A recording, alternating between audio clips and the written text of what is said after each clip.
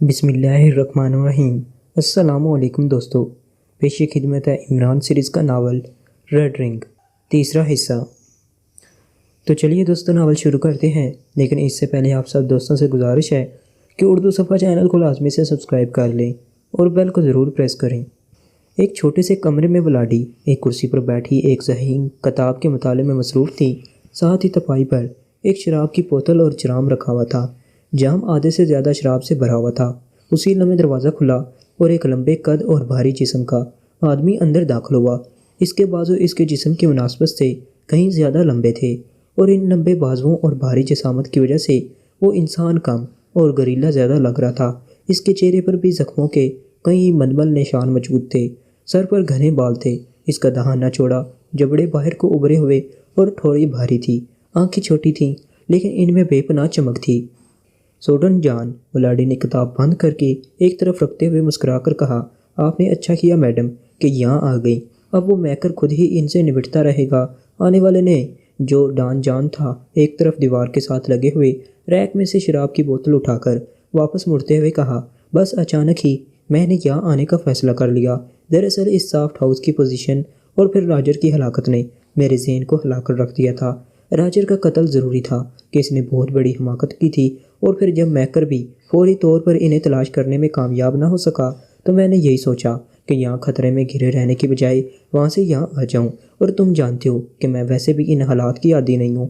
بلاڈی نے مسکراتے ہوئے جواب دیا، اور ڈان جان نے، جو شراب کی بوتل کھول کر بڑے بڑے گھونٹ پینے میں مصروف تھا، اس بات میں سر ہلا دیا۔ راجر نے واقعی حماقت کی تھی، ہاتھ آئے لوگوں کو اس طرح چھوڑ دیا۔ بہرحال میکر بے حد ہوشیار اور تیز آدمی ہے، وہ انہیں ڈھونڈ لے گا، اور نہ بھی ڈھونڈ سکا تو 1-2 ہفتوں کے بعد میں یہاں سے فارغ ہو جاؤں گا۔ پھر میں خود جا کر انہیں تلاش کر کے ان کا خاتمہ کر دوں گا۔ ڈان جان نے بوتل منہ سے علیحدہ کرتے ہوئے کہا، ان ریڈ پیلز کا کیا ہوا؟ بلاڈی نے پوچھا۔ ان کی تیاری کے لیے نئی مشینری کی ضرورت تھی جو انہیں میں نے منگوا لی ہے، اب وہ نصب ہو رہی ہیں۔ زیادہ سے زیادہ 1 ہفتے بعد یہ کام مکمل ہو جائے گا، اس کے بعد ان کی تیاری کا عمل شروع کر دیا جائے گا۔ ڈان جان نے جواب دیا، اور ان کی تیاری کا کیا پروگرام بنایا ہے؟ بلاڈی نے کہا، میڈم فی الحال تو بورڈ نے یہی فیصلہ کیا ہے کہ انہیں منشیات کے طور پر تیار کر کے پوری دنیا میں پھیلایا جائے، اس طرح ہم بے پناہ دولت کما سکتے ہیں۔ منشیات کی ایک ایسی قسم ہوگی جس کا کوئی توڑ کسی تنظیم کے پاس نہ ہوگا، اور ہم پوری دنیا کی دولت اس سے کھینچ سکیں گے۔ اس کے بعد جب ضرورت ہوگی تو پھر انہیں دفاعی ہتھیار کے طور پر بھی تیار کیا جا سکے گا۔ ڈان جان نے کہا، لیکن میں نے جو تجویز دی تھی کہ انہیں منشیات کی بجائے ہتھیار کے طور پر تیار کیا جائے، اس طرح ہم زیادہ مفاد حاصل کر سکتے تھے۔ بلاڈی نے قدرے غصیلے لہجے میں کہا، آپ کی تجویز محدود تھی میڈم، اور اس پر ہمیں بے حد کام کرنا پڑتا۔ عام ادویات میں ان کی شمولیت کا مطلب ہے کہ انہیں دوسری ادویات سے علیحدہ رکھا جائے اور علیحدہ سپلائی کیا جائے۔ اس طرح معاملات بے حد طویل بھی ہو جاتے اور اس پر بے پناہ اخراجات بھی آتے، جبکہ بطور منشیات اس کی تیاری میں آسانی تھی اور فائدہ بھی دیتا تھا۔ ڈان جان نے جواب دیا، اور پھر اس سے پہلے کہ بلاڈی اس کی بات کا کوئی جواب دیتی، اچانک ساتھ ہی میز پر پڑے ہوئے فون کی گھنٹی بج اٹھی، اور ڈان جان نے اٹھ کر ریسیور اٹھا لیا۔ یس، ڈان جان نے تیز لہجے میں کہا، بس ولنگٹن سے میکر کی کال آئی ہے، مدام کے لیے۔ دوسری طرف سے کہا گیا، اوہ ضرور اس نے انہیں تلاش کر کے ہلاک کر دیا ہوگا، لاؤ مجھے دو، بلاڈی نے مسرت بھرے لہجے میں کہا، اور ڈان جان نے ریسیور اس کی طرف بڑھا دیا۔ فون میں لگا ہوا لاؤڈر پہلے ہی آن تھا، بات کراؤ میکر سے۔ بلاڈی نے ریسیور لے کر توہمانہ لہجے میں کہا، یس میڈم۔ دوسری طرف سے مؤدبانہ لہجے میں کہا گیا، ہیلو میکر بول رہا ہوں۔ چند لمحوں بعد میکر کی آواز سنائی دی، یس بلاڈی بول رہی ہوں، کیا رپورٹ ہے؟ کیا وہ ختم ہو گئی؟ بلاڈی نے اشتیاق بھرے لہجے میں کہا، کوئی اچھی خبر نہیں ہے میڈم، ان لوگوں نے تو ہیڈ کوارٹر کو تہس نہس کر کے رکھ دیا ہے۔ آپ کی بڑی بہن مارتھا اور اس کا ملازم جیفرے بھی ہلاک ہو چکا ہے۔ دوسری طرف سے میکر نے کہا تو بلاڈی کا چہرہ یک لکت زرد پڑ گیا۔ کیا کہہ رہے ہو؟ بلاڈی نے رک رک کر کہا، میڈم میں نے ہیڈ کوارٹر بارگر کو فون کیا تھا تو وہاں سے کسی نے کال اٹینڈ نہ کی۔ اس پر مجھے تشویش ہوئی تو میں نے اپنے ساتھیوں سمیت وہاں پہنچا تو بارگر سمیت وہاں موجود ایکشن گروپ کے تمام افراد ہلاک ہو چکے تھے۔ بارگر کی لاش جس حالت میں ملی ہے، اس سے صاف ظاہر ہوتا ہے کہ اس پر انتہائی بے رحمانہ انداز میں تشدد کیا گیا ہے۔ میں نے فوری طور پر ارد گرد انکوائری کرائی تو پتہ چلا کہ ایک کار کو پہلے کالونی میں گھومتے دیکھا گیا جس میں ایک ایکریمی عورت اور 3 ایکریمی مرد سوار تھے، اور پھر اس کار کو 3 وے کے پھاٹک کی طرف بھی جاتے ہوئے دیکھا گیا تھا۔ اس پر میں سمجھ گیا کہ یہ وہی گروپ ہے جو سافٹ ہاؤس سے نکلا تھا۔ میں نے کار کی تلاش شروع کرا دی اور ساتھ ہی میں نے ہیڈ کوارٹر کے فون کی ٹیپ بھی چیکنگ کی، کیونکہ مجھے سمجھ نہ آ رہی تھی کہ یہ لوگ 3 وے کیسے پہنچ گئی اور انہیں 3 وے کے بارے میں کیسے معلوم ہوا، کیونکہ 3 وے کے بارے میں سوائے چند خاص آدمیوں کے اور کسی کو معلوم نہ تھا۔ ٹیپ سے آپ کی بڑی بہن مارتھا کی ایک کال سنی گئی۔ مارتھا نے 3 وے پر کال کر کے آپ سے ملنے کی خواہش کی تھی اور انہیں بتایا تھا کہ آپ 1 گھنٹے بعد 3 وے واپس آئیں گی۔ میں نے ان لوگوں کی موت کے وقت کا اندازہ لگایا اور کال ٹائم چیک کیا تو اس کال کے تقریباً آدھے گھنٹے بعد ہی ان کا خاتمہ کیا گیا تھا۔ میں نے مادام مارتھا کو کال کیا تو وہاں سے بھی کال اٹینڈ نہ کی جا رہی تھی، چنانچہ میں فوراً ان کی رہائش گاہ پہنچا تو وہاں مادام مارتھا اور ان کے ملازم جیفری کی لاشیں موجود تھیں۔ انہیں گولیاں مار کر ہلاک کیا گیا تھا، البتہ کوئی چیز بھی اپنی جگہ سے نہ ہلائی گئی تھی۔ وہاں ارد گرد کے علاقے سے تحقیقات کے بعد بھی یہی بات سامنے آئی کہ اس کار میں ایک عورت اور 3 مردوں کو کوٹھی میں جاتے ہوئے دیکھا گیا ہے۔ اس طرح میں سمجھ گیا کہ انہیں کسی طرح 3 وے کا علم ہوا۔ انہوں نے کسی طرح مادام مارتھا کا سراغ لگایا، وہ وہاں پہنچے۔ مادام مارتھا سے انہیں 3 وے کا پتہ چلا اور وہ انہیں قتل کر کے سیدھے 3 وے پہنچے اور وہاں انہوں نے قیامت برپا کر دی۔ سارے حفاظتی انتظامات ویسے کے ویسے ہی رہ گئے اور پھر انہوں نے بارگر پر تشدد کر کے اس سے آپ کے متعلق معلومات حاصل کی ہوں گی۔ بارگر کو آپ ایئرپورٹ ساتھ لے گئی تھیں، اس لیے یقیناً بارگر سے انہیں یہ معلوم ہو گیا ہوگا کہ آپ کارسٹن چلی گئی ہیں۔ وہ کار بھی ایک کالونی کی سڑک پر کھڑی مل گئی ہے اور اب میرے آدمی ایئرپورٹس کی نگرانی کر رہے ہیں۔ مجھے یقین ہے کہ اب آپ کے پیچھے لازماً کارسٹن آئیں گے، اس لیے میں نے آپ کو کال کیا ہے تاکہ آپ وہاں محتاط رہیں۔ یہ لوگ کارکردگی کے لحاظ سے انتہائی خطرناک حد تک تیز جا رہے ہیں۔ میکر نے پوری تفصیل بتاتے ہوئے کہا، oh very bad news, really very bad news. انہیں تلاش کرو ورنہ میں تم سب کا خاتمہ کر دوں گی، میں ایک ایک کو ہلاک کر دوں گی۔ ولاڈی نے ہذیانی انداز میں چیختے ہوئے کہا، ہم کام کر رہے ہیں میڈم، اگر وہ ولنگٹن میں رہے تو ہم یقیناً انہیں ٹریس کر لیں گے۔ آپ بے فکر رہیں، میکر نے جواب دیا اور ولاڈی نے ریسیور کریڈر پر پٹک دیا۔ نہ جانے یہ کس طرح کے لوگ ہیں، ہاتھ بھی نہیں آ رہے اور مسلسل ریڈ رنگ تباہ ہوتی چلی جا رہی ہے۔ ولاڈی نے ریسیور کریڈر پر پٹکتے ہوئے ہونٹ بھینچ کر کہا، میں نے آپ سے پہلے کہا تھا کہ مجھے وہاں آنے دیں، لیکن آپ نے میری بات تسلیم نہیں کی تھی۔ یہ لوگ سیکرٹ ایجنٹ ہیں اور ان کا خاتمہ کوئی سیکرٹ ایجنٹ ہی کر سکتا ہے، لیکن آپ نے میری بات نہ مانی۔ بہرحال فکر کی کوئی بات نہیں، میکر نے اچھا کیا ہے کہ اطلاع دے دی ہے۔ اگر وہ لوگ آپ کے پیچھے کارسٹن آئے تو یہاں ان کی موت ہی انہیں کھینچ کر لے آئے گی، یہاں سے وہ کسی طرح بھی بچ کر نہیں جا سکیں گے۔ ڈان جان نے کہا، کاش ایسا ہو، مجھے تو اب خوف محسوس ہونے لگ گیا ہے، مجھے تو یوں لگ رہا ہے جیسے یہ لوگ مافوق الفطرت ہوں۔ ولاڈی نے کہا تو ڈان جان بے اختیار ہنس دیا، ایسی کوئی بات نہیں میڈم، دراصل آپ کے ساتھ ایسا پہلی بار ہو رہا ہے، جبکہ میری تو عمر ہی ایسے لوگوں سے نمٹنے میں گزری ہے۔ ریڈ رنگ اس وقت سب سے مضبوط اور طاقتور تنظیم ہے، اس کی وجہ یہی ہے کہ یہ میرے کنٹرول میں ہے۔ اب آپ دیکھیں گے کہ سب کچھ اوکے ہو جائے گا، ویسے اگر آپ کہیں تو میں ولنگٹن جا کر ان کے خلاف کام کروں۔ ڈان جان نے کہا، نہیں، تم یہیں رکو، تمہاری یہاں موجودگی میرے لیے حوصلے کا باعث ہے۔ میں تو اب سوچ رہی ہوں کہ اگر میں اچانک یہاں آنے کا فیصلہ نہ کر لیتی بلکہ واپس 3 وے چلی جاتی تو اب تک ان کے ہاتھ لگ چکی ہوتی۔ ولاڈی نے بے اختیار پھرپھری سے لیتے ہوئے کہا، ہاں، آپ کا اچانک فیصلہ آپ کے لیے مفید ثابت ہوا ہے۔ ڈان جان نے کہا، لیکن مجھے سمجھ نہیں آتی کہ وہ میرے پیچھے کیوں پڑ گئے ہیں، وہ مجھ سے چاہتے کیا ہیں؟ کیا وہ مجھے قتل کرنا چاہتے ہیں؟ ولاڈی نے کہا، نہیں مادام، دراصل آپ نے بنیادی غلطی پروفیسر ہربرٹ کو فون کر کے کی تھی۔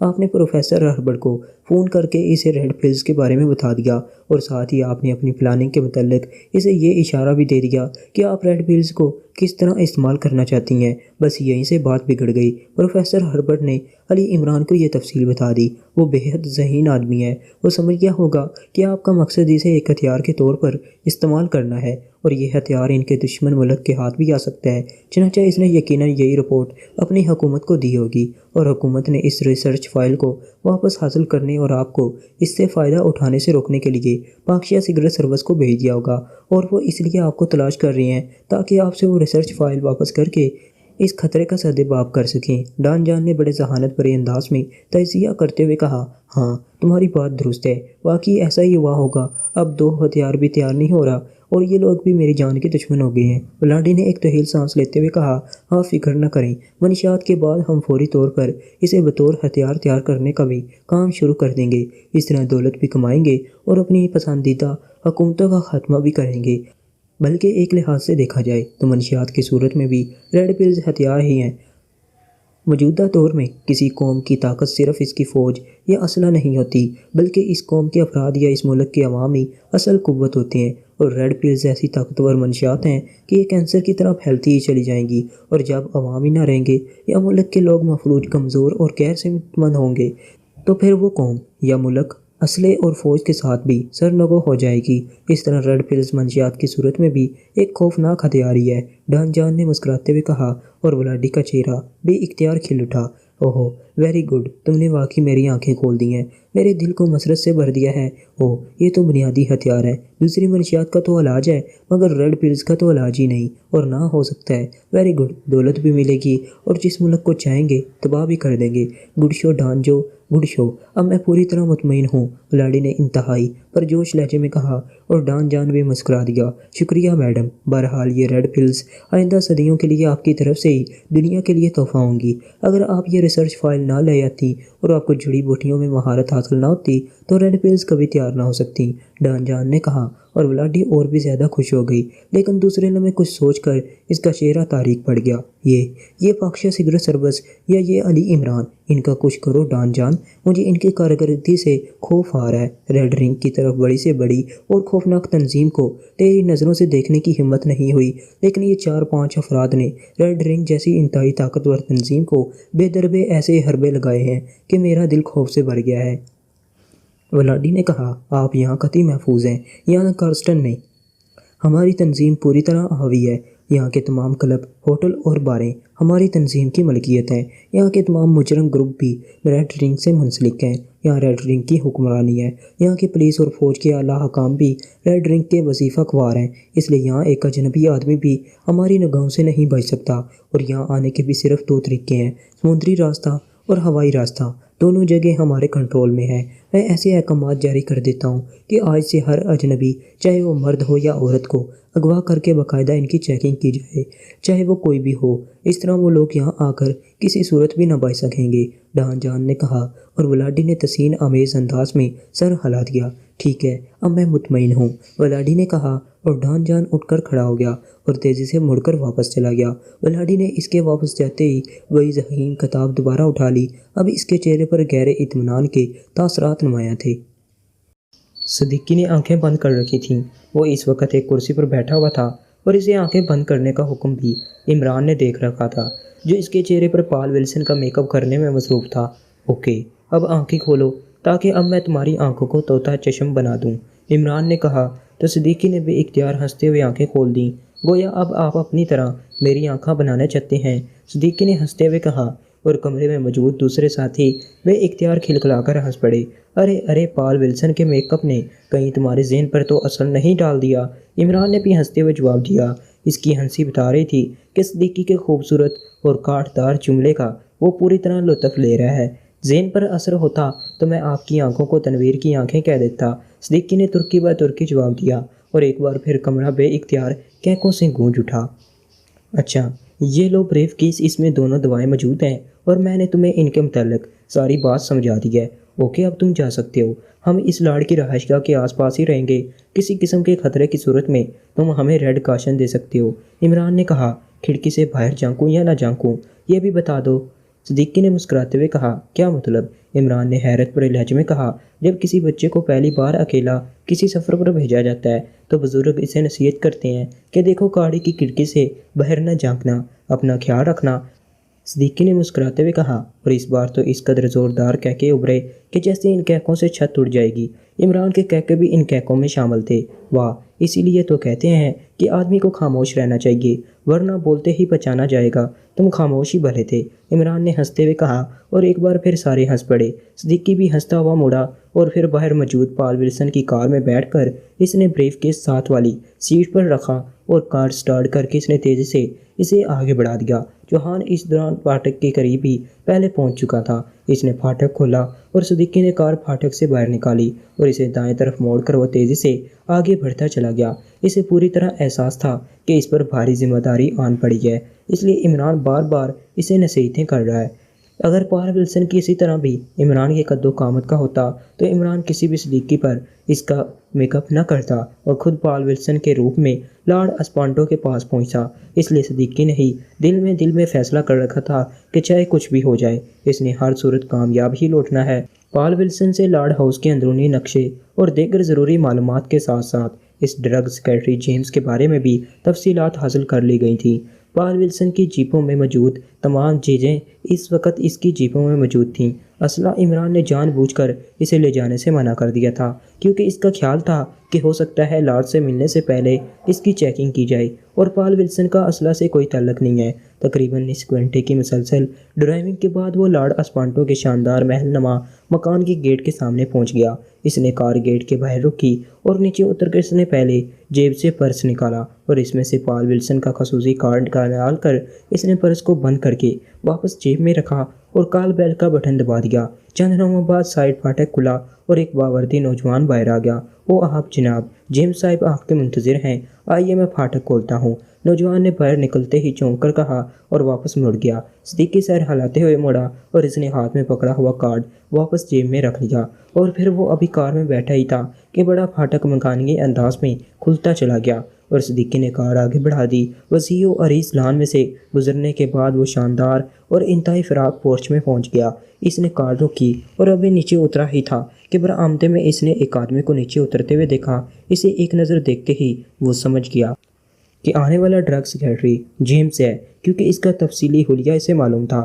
ہیلو پال ولسن، تم 5 منٹ لیٹ پہنچے ہو۔ تمہیں معلوم ہے کہ لارڈ صاحب ان معاملات میں بے حد سخت واقع ہوئے ہیں۔ صدیقی کے نیچے اترتے ہی جیمز نے کہا سوری۔ صدیقی نے سر ہلاتے ہوئے کہا اور ساتھ ہی اس نے کار میں سے بریف کیس اٹھا لیا۔ آؤ پلیز مزید دیر مت کرو، جیمز نے واپس مڑتے ہوئے کہا۔ ہاں چلو، صدیقی نے کہا اور تیزی سے اس کے پیچھے چلتا ہوا اندرونی عمارت کی طرف بڑھ گیا۔ مختلف راہداریوں سے گزرنے کے بعد وہ ایک کمرے کے بند دروازے کے سامنے پہنچ گئے۔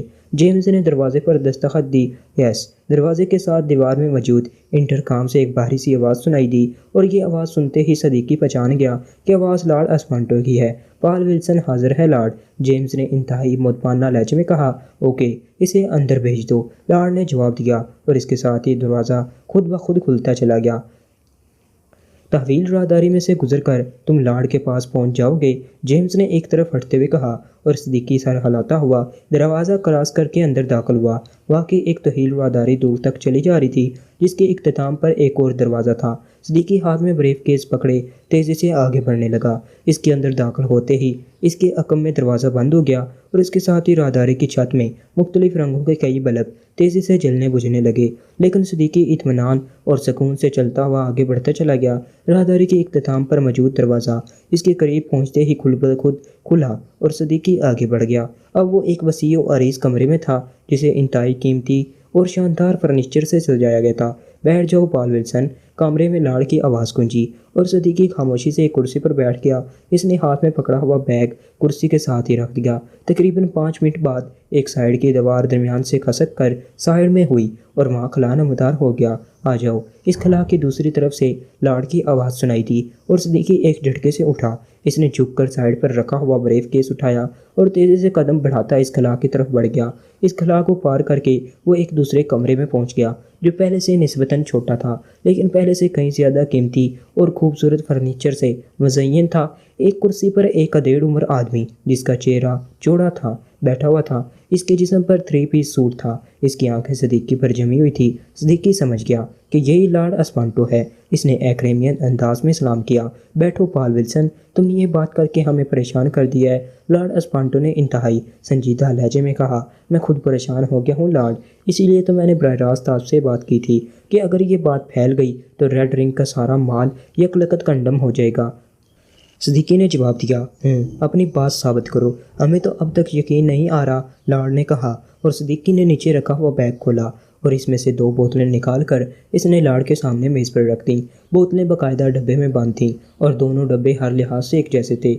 آپ خود چیک کر لیجئے جناب، صدیقی نے ڈبے رکھ کر واپس کرسی پر بیٹھتے ہوئے کہا۔ اور لاڈ نے جیب سے ایک چھوٹا سا آلہ نکالا اور اسی کی ایک سائڈ پر لگے ہوئے چھوٹے سے شیشے کو کھولا اور پھر بٹن دبا کر اس نے اس آلے کو ایک ڈبے پر رکھا اور اس چھوٹے شیشے کی مدد سے ڈبے کو چیک کرنے لگا۔ اس نے ایک ڈبے کو چاروں طرف سے دیکھا اور پھر اسے واپس میز پر رکھ کر اس نے دوسرا ڈبہ اٹھایا اور اسے چیک کرنے لگا۔ اسے بھی چاروں طرف سے چیک کر کے اس نے ایک طرف رکھ دیا۔ یہ ہے ہمارا ڈبہ، اس پر ہمارا مخصوص نشان موجود ہے۔ لاڈ نے آلہ بند کر کے واپس جیب میں رکھ کر پہلا ڈبہ اٹھاتے ہوئے کہا، جی ہاں، اور دوسرا ڈبہ اصل کمپنی کا ہے۔ اب آپ ان دونوں پر درج نسخے کے اجزاء کو ملا لیں، آپ کو خود پتہ چل جائے گا، صدیقی نے انتہائی اعتماد بھرے لہجے میں کہا، اور لاڈ نے دونوں ڈبوں کو اٹھا کر ان کی ایک جیسی سائڈوں کو اپنی طرف کیا اور پھر وہ انتہائی غور سے دونوں کو دیکھنے لگا۔ جیسے جیسے وہ انہیں دیکھتا جا رہا تھا اس کی فراق پیشانی پر شکنیں سی پھیلتی چلی جا رہی تھیں۔ لیکن ہو سکتا ہے کہ اس کمپنی نے غلط نسخہ چھاپ دیا ہو، ہمارے ڈبے والا نسخہ درست ہے۔ لاڈ نے آخرکار ایک طویل سانس لیتے ہوئے دونوں ڈبے میز پر رکھتے ہوئے کہا، جی آپ کا خیال درست ہو سکتا تھا، میں نے بھی اسی پوائنٹ پر سوچا تھا، چنانچہ میں سرکاری فارما کو بھی ساتھ لے آیا ہوں، اس میں یہ نسخہ درج ہے، آپ اسے چیک کر لیں۔ صدیقی نے بریف کیس میں سے ایک کتاب نکال کر اسے کھولا، اس میں باقاعدہ نشانی لگی ہوئی تھی۔ عمران نے چونکہ صدیقی کو پوری تیاری کے ساتھ بھیجا تھا اس لیے صدیقی انتہائی پر اعتماد تھا۔ یہ دیکھیے، یہ نسخہ ہے، صدیقی نے اٹھ کر انتہائی مؤدبانہ انداز میں کتاب لاڈ کی طرف بڑھاتے ہوئے کہا۔ لاڈ نے کتاب لی، اس پر درج نسخے اور اس کے بارے میں پڑھا اور پھر اصل کمپنی کا ڈبہ اٹھا کر اس نے اسے کتاب میں درج نسخے سے ملانا شروع کر دیا۔ پھر اس نے اس ڈبے کو رکھا اور ریڈ رنگ والے ڈبے کو اٹھا کر اس نے اس کے نسخے کو کتاب سے ملانا شروع کر دیا۔ اس کے چہرے پر شدید ترین حیرت کے تاثرات ابھرتے چلے جا رہے تھے اور صدیقی دل ہی دل میں عمران کی مہارت کو خراج تحسین پیش کر رہا تھا، جس نے ریڈ رنگ کے ڈبے پر درج نسخے میں سے اس طرح خود تبدیلیاں کر دی تھیں کہ لاڈ باوجود انتہائی باریک بینی سے اسے دیکھنے کے اس انتہائی تبدیلی کو شناخت نہ کر پا رہا تھا۔ حالانکہ اگر وہ بازار سے ریڈ رنگ کا اس کے ساتھ کا دوسرا ڈبہ منگوا لیتا تو ساری بات سامنے آ جاتی، وہ دونوں ایک ہی ہوتے۔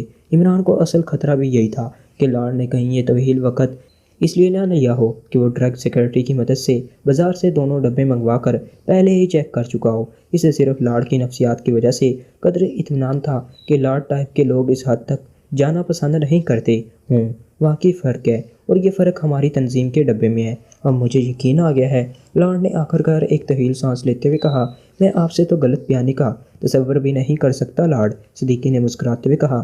غلط بیانی کی بات نہیں ہے پال ولسن، مجھے یقین اس لیے نہیں آ رہا تھا کہ بظاہر ایسا ہونا ناممکن ہے۔ ہماری تنظیم کی فیکٹری میں انتہائی جدید ترین مشینیں ہیں، اصل ڈبوں کی فلم تیار ہوتی ہے، ایک نقطہ بھی اگر اصل پر ہے تو وہی نقطہ ہمارے ڈبے پر بھی ہوگا۔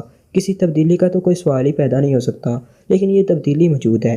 میری سمجھ میں تو اب تک نہیں آ رہا کہ یہ سب کیسے ممکن ہے۔ بہرحال تمہارا شکریہ، تم ایسا کرو کہ یہ سارا اسٹاک واپس بھجوا دو، آئندہ ایسا نہ ہوگا، لاڈ نے کہا۔ جی اسٹاک تو سپلائی ہو چکا ہے، بہرحال اگر آئندہ ایسا نہ ہو تو بات اب بھی بن جائے گی۔ میری تو رائے ہے کہ آپ فوراً فون پر فیکٹری کے انچارج سے بات کریں اور یہ بات اس سے ڈسکس کریں، صدیقی نے کہا۔ نہیں، میں خود وہاں جاؤں گا اور بالمشافہ یہ بات ڈان جان سے ڈسکس ہوگی، فون پر بات نہیں بنے گی، لاڈ نے جواب دیتے ہوئے کہا۔ جیسی آپ کی مرضی، تو کیا فیکٹری کہیں دور ہے؟ صدیقی نے اٹھ کر میز پر رکھی ہوئی کتاب اٹھاتے ہوئے سرسری سے لہجے میں کہا۔ ہاں، یہاں نہیں ہے، بہت دور ہے، لاڈ نے جواب دیا۔ کہاں ہے؟ صدیقی نے کتاب بند کر کے بریف کیس میں ڈالتے ہوئے سرسری سے لہجے میں کہا۔ میں فضول باتیں پسند نہیں کیا کرتا سمجھے، اب تم جا سکتے ہو، یکرخد لاڈ نے انتہائی سخت لہجے میں کہا۔ یس لاڈ، صدیقی نے جواب دیا، مگر دوسرے لمحے اس کا وہ ہاتھ گھوما جس سے اس نے کتاب بیگ میں رکھی تھی اور لاڈ کی ناک پر پٹاخہ سا پھٹا۔ لاڈ نے ہلکی سی چیخ ماری، مگر دوسرے لمحے اس کا جسم وہیں صوفے پر ہی ڈھلک گیا۔ صدیقی سانس رو کے کھڑا ہوا تھا۔ کچھ دیر بعد اس نے آہستہ سے سانس لیا اور پھر ایک لمبا سانس لے کر وہ تیزی سے لاڈ کی طرف بڑھا۔ اگر تم اس آخری سوال کا جواب دے دیتے تو جو کچھ اب تمہارے ساتھ ہوگا وہ نہ ہوتا، صدیقی نے بڑبڑاتے ہوئے کہا، اور آگے بڑھ کر اس نے لاڈ کے بے حس و حرکت جسم کو صوفے سے گھسیٹ کر اسے فرش پر بچھے قالین پر ڈالا اور پھر مڑ کر بیگ میں سے اس نے نائلون کی ایک باریک رسی کا بنڈل نکالا اور اسے کھول کر اس نے انتہائی پھرتی سے بے ہوش پڑے لاڈ کے دونوں بازو اس کے عقب میں کر کے باندھے اور پھر اس کے پیر بھی باندھ کر اس نے ایک کرسی اٹھا کر کمرے کے وسط میں رکھی۔ پہلے کرسی کو اچھی طرح چیک کیا، اسے خطرہ تھا کہ کوئی حفاظتی انتظامات نہ ہوں، اس لیے وہ ہر لحاظ سے احتیاط کر رہا تھا۔ جب اس کی تسلی ہو گئی تو اس نے لاڈ کے جسم کو اٹھا کر اس کرسی پر ڈالا اور ایک ہاتھ سے اس کے جسم کو سنبھال کر اس نے دوسرے ہاتھ سے باقی مائندہ رسی اس کے جسم کو کرسی کے ساتھ बांधना शुरू कर दिया। चंद लम्हों बाद जब लाड़ कुर्सी से अच्छी तरह बंध गया तो सिद्दीकी ने बैग को उठाकर मखसूस अंदाज में इसके निचले हिस्से में मौजूद मामूली सी बाहर निकले हुए धागे के सरे को झटका दिया तो बैग का निचला हिस्सा खुल गया और इसके अंदर से एक रिमोट कंट्रोल जैसा आला बाहर आ गया। सिद्दीकी ने इस आले को उठाकर इस पर मौजूद कई बटनों में से 2 बटन दबाए तो झमाके से इस पर सुर्ख रंग का बल्ब जलने बुझने लगा और सिद्दीकी के लबों पर मुस्कुराहट सी फैल गई। इसने साथ मौजूद सुर्ख रंग का बटन दबाया तो एक जर्द रंग का बल्ब जलने लगा और फिर चंद लम्हों बाद दोनों बल्ब इकट्ठे ही बुझ गए। सिद्दीकी ने इत्मीनान का सांस लेते हुए आले को एक तरफ रख दिया। अब इस कमरे में मौजूद तमाम हिफाजती इंतजामात ऑफ हो चुके थे। सिद्दीकी ने यह सब कुछ इसलिए किया था कि अब ऐसे हालात भी वजूद में आ गए थे जो एक मखसूस लफ्ज़ की अदायगी से भी खुद ब खुद हरकत में आ जाते थे और इसे मालूम न था कि यहाँ किस किस्म के हालात नस्ब हैं और ना इसके पास इतना वक्त था कि वो सब हालात को चेक कर सकता और कोई पता ना था कि आवाज़ की लहरों से हरकत करने वाला आला कहाँ नस्ब हो। और लाड़ होश में आते ही अचानक वो मखसूस लफ्ज़ बोल दे और सिद्दीकी किसी अजाब में फंसकर बेहोश हो जाए। लेकिन अब इस कमरे में मौजूद हर किस्म के हिफाजती मशीनी सिस्टम ऑफ हो चुके थे, इसलिए सिद्दीकी पूरी तरह मुतमईन था। वो तेज़ी से मुड़ा। इसने इस ब्रीफ केस की एक साइड खोलकर इसमें से एक छोटी सी शीशी निकाली और मुड़कर इसने शीशी का ढक्कन हटाकर शीशी लाड़ की नाक से लगा दी। चंद लम्हों बाद इसने शीशी हटाई, इसका ढक्कन बंद किया और शीशी वापस बैग में रखकर वो खाना बंद कर दिया। इसके बाद इसने वो आला मखसूस हिस्से में रखकर इसे बंद किया। मेज़ पर मौजूद दोनों डब्बे उठाकर वापस रखे और फिर इत्मीनान भरे अंदाज में उम्र यार की जंबील जैसा बैग बंद कर दिया। इसी लम्हे लाड़ की कराह सुनाई दी और सिद्दीकी इसकी तरफ मुड़ गया। लाड़ होश में आ गया था और अब इस तरह बैठा कसमसा रहा था जैसे कुर्सी से उठना चाहता हो। इसके चेहरे पर इंतहाई हैरत के तासरात थे।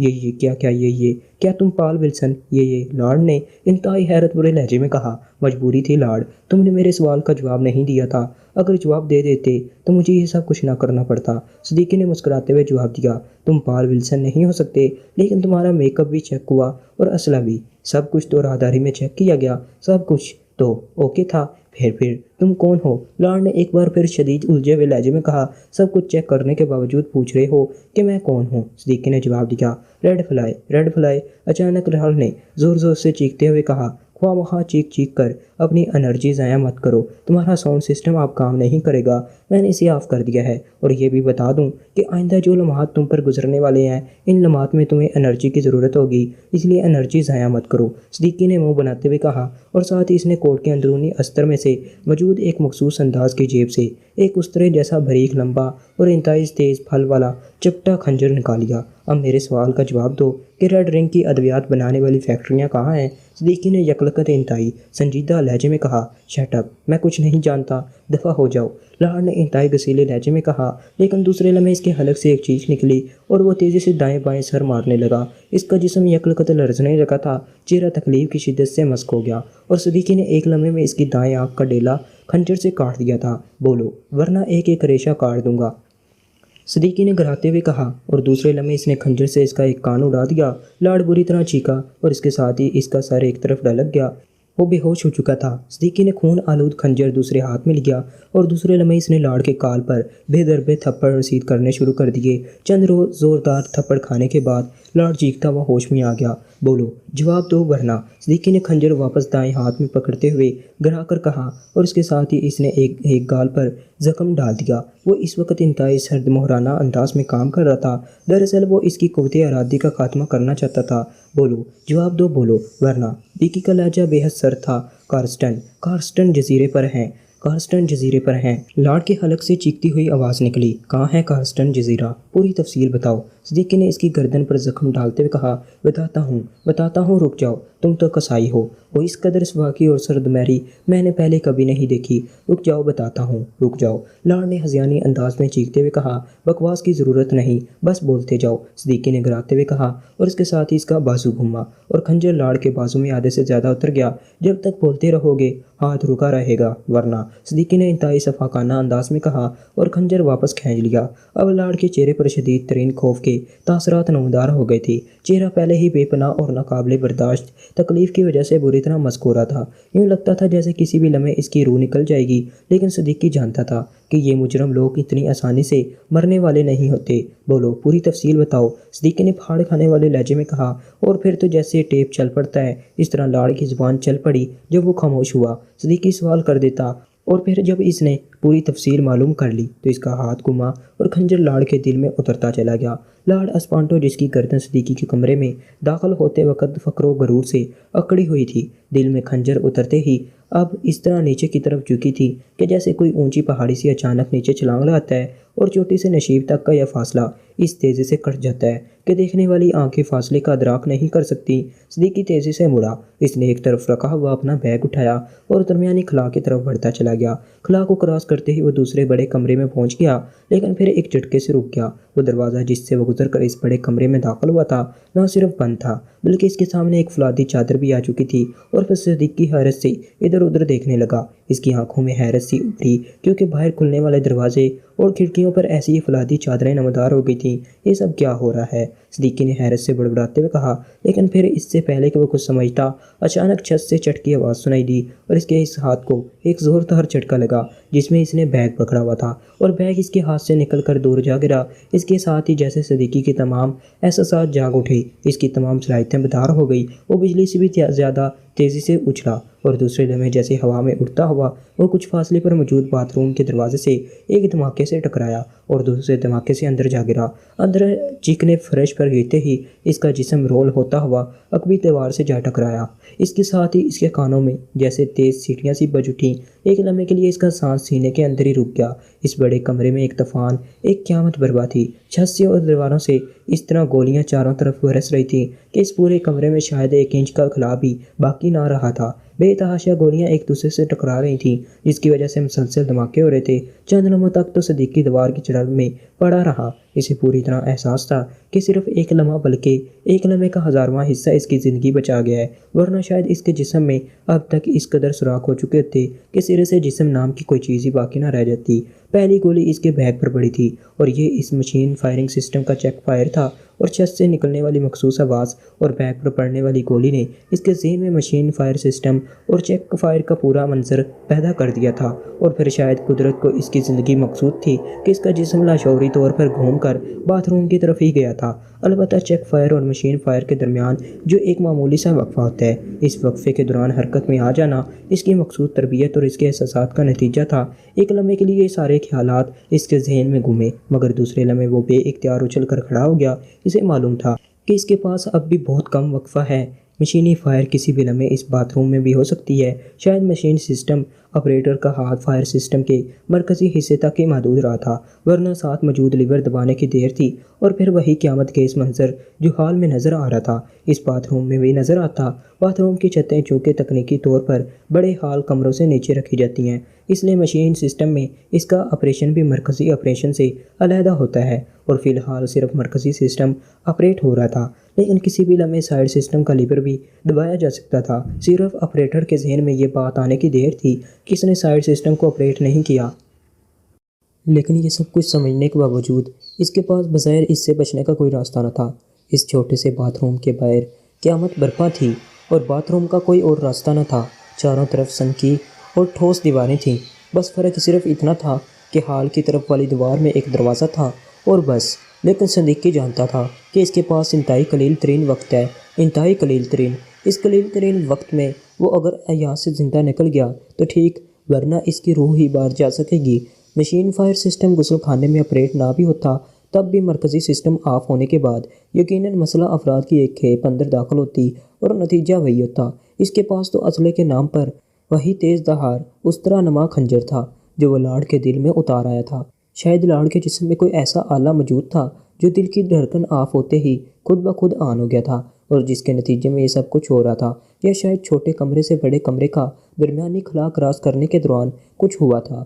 بہرحال اس وقت وہ ہو چکا تھا جو اس کی زندگی لے سکتا تھا، اور اس نے نہ صرف اس لیے اپنی زندگی بچانی تھی کہ زندگی اللہ تعالیٰ اور قوم کی امانت تھی، بلکہ اس کے پاس ریڈ پیلز فیکٹریوں کے وہ راز موجود تھے جو ہر صورت میں اس نے عمران تک پہنچانے تھے تاکہ دنیا کے لاکھوں کروڑوں انسانوں کی زندگیاں بچائی جا سکیں۔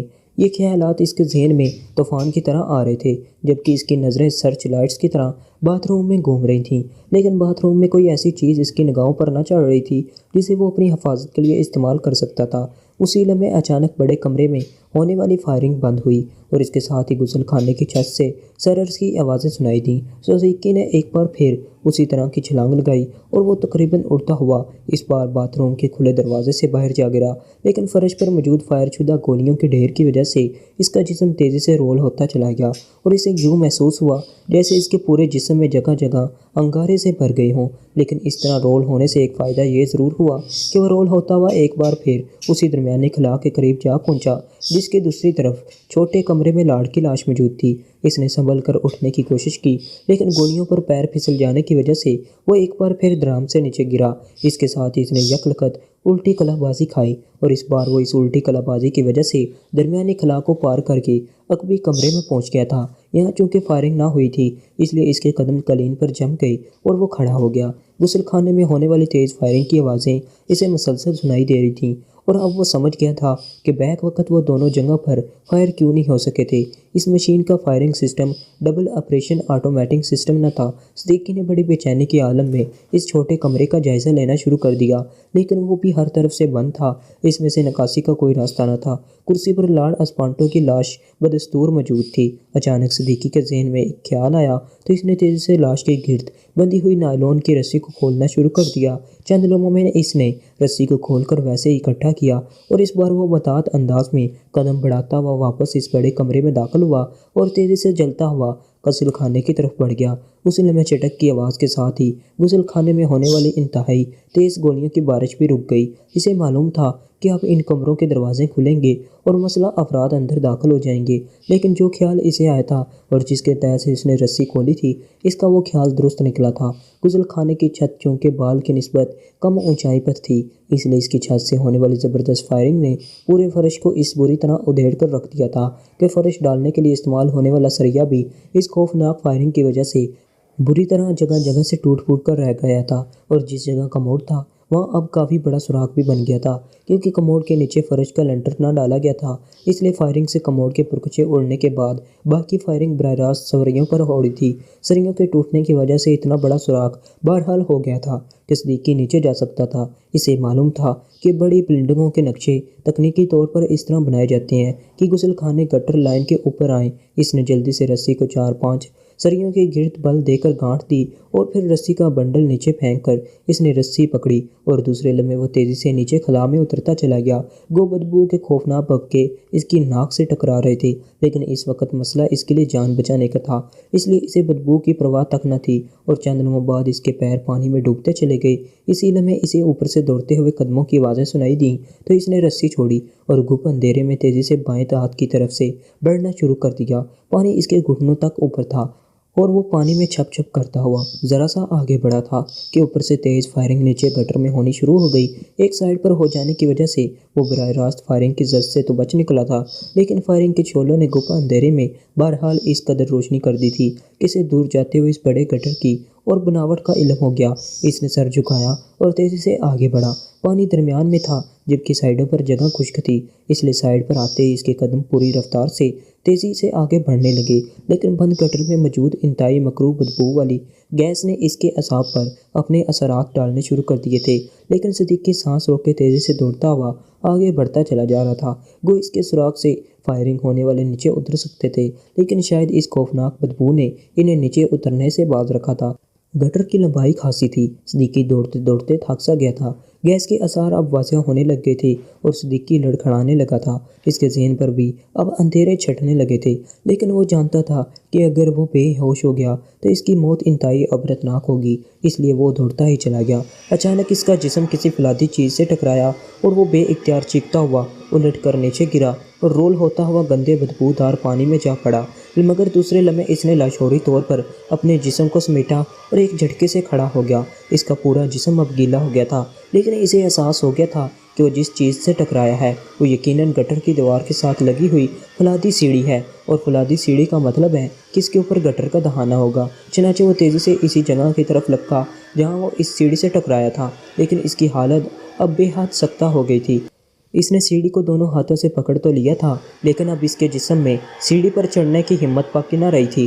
اس کا جسم جوڑ رہا تھا۔ وہ بار بار سر چٹک چٹک کر اپنے آپ کو سنبھالنے کی کوشش کر رہا تھا۔ اس کا اعصابی نظام اب تقریباً ختم ہو چکا تھا۔ اس نے آخری دفعہ اپنی ہمت مجتمع کی، لیکن بے سود۔ اس کا جسم تیزی سے سائیڈ میں گرتا چلا گیا۔ وہ سیڑھی کی سائیڈ پر گرا اور اس نے بے اختیار لمبے لمبے سانس لینے شروع کر دیے، کیونکہ اسے سانس لینے میں اب شدید دشواری پیش آ رہی تھی۔ لیکن اس سے پہلے کہ وہ پوری طرح بے ہوش یا موت کی دلدل میں ڈوب جاتا، اچانک اوپر روشنی ہوئی اور اس کے ساتھ ہی تازہ ہوا کا ایک ریلا سا نیچے آیا اور سیڑھی کے سائیڈ میں دیوار کے ساتھ پڑے ہوئے صدیقی کے ڈوبتے ہوئے ذہن کو سہارا سا مل گیا۔ اسے آہستہ آہستہ سانس لینے میں جو دشواری ہو رہی تھی وہ دور ہوتی چلی گئی۔ وہ آگے نکل گیا ہوگا، وہ لازماً باہر جا کر نکلے گا۔ اوپر دہانے سے کسی کی آواز سنائی دی۔ نیچے اتر کر چیک کر لیں، ایک اور آواز سنائی دی۔ نہیں، میں نے دیکھ لیا ہے، وہ یہاں ہوتا تو نظر آ جاتا۔ وہی پہلی آواز سنائی دی اور چند لمحوں بعد اچانک دہانے سے آنے والی روشنی دوبارہ ناپید ہو گئی۔ لیکن اتنا وقفہ اور اتنے وقفے تک دہانے کھلنے کی وجہ سے ماحول میں موجود تیز گیس قدرے کم ہو گئی تھی اور صدیقی کو سہارا سا مل گیا تھا۔ وہ چونکہ سیڑھی کے پاس دیوار کی جڑ میں گرا ہوا تھا اور اوپر سے دیکھنے والوں کے نقطۂ نظر سے انہوں نے پانی کے اندر دوڑتے ہوئے کسی آدمی کو چیک کرنا تھا، اس لیے ان کا خیال تک بھی اس طرح کی چیکنگ کی طرف نہ گیا تھا۔ اور اس کے ساتھ ساتھ صدیقی سمجھتا تھا کہ دہانہ کھلنے کی وجہ سے جس تیزی سے گٹر میں موجود گیس باہر نکلی ہوگی، اس نے بھی انہیں اندر کا تفصیلی جائزہ لینے سے روک دیا ہوگا۔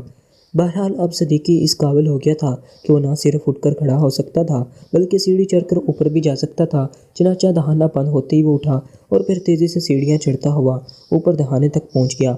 گٹر کا دہانہ کافی بڑا تھا اور جلدی میں اسے پوری طرح بند بھی نہ کیا گیا تھا، اس لیے صدیقی نے کندھے کا دباؤ لے کر اسے کھولا اور پھر ایک سیڑھی پر سنبھل کر کھڑا ہونے کے بعد اس نے دونوں ہاتھوں کے زور سے اسے اوپر اٹھا کر ایک طرف کو پلٹ دیا اور اس کے ساتھ ہی اس کے چہرے سے تازہ ہوا ٹکرائی تو اسے یوں محسوس ہوا جیسے اس کے جسم میں طاقت و توانائی کی لہریں سے دوڑتی چلی گئی ہوں۔ اس نے سر دہانے سے باہر نکالا اور دوسرے لمحے وہ تیزی سے اوپر اٹھتا چلا گیا۔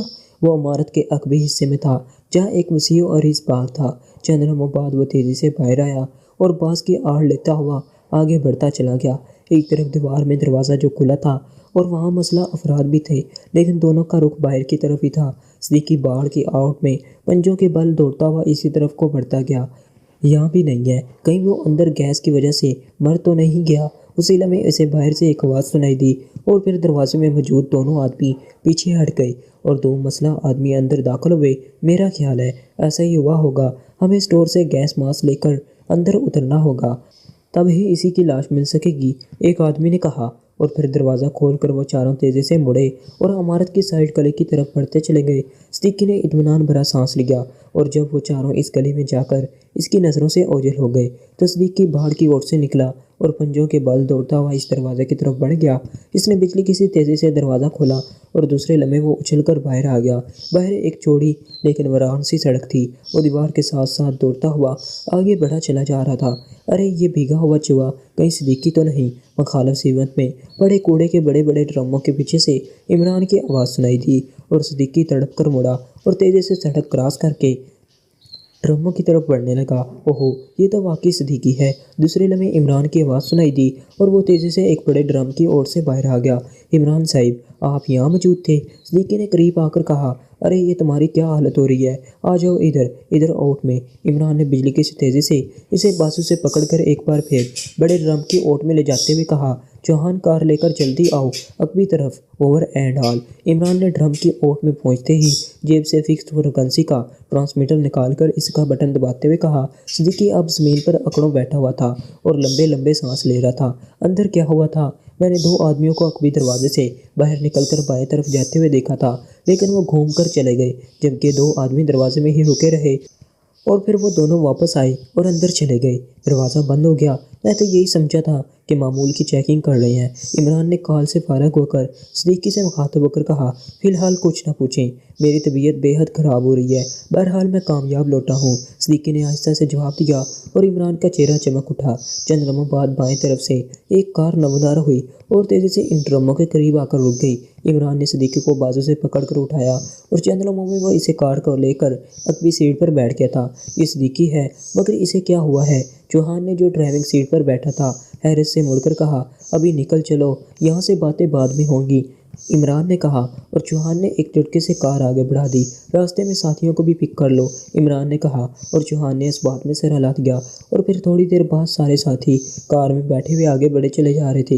इन सब की नज़रें सदीकी पर जमी हुई थी, जो नशिस्त की पूछ से सर टकाए आंखें बंद किए बैठा हुआ था, लेकिन अब इसके चेहरे पर इत्मीनान था। इमरान खामोश बैठा हुआ था।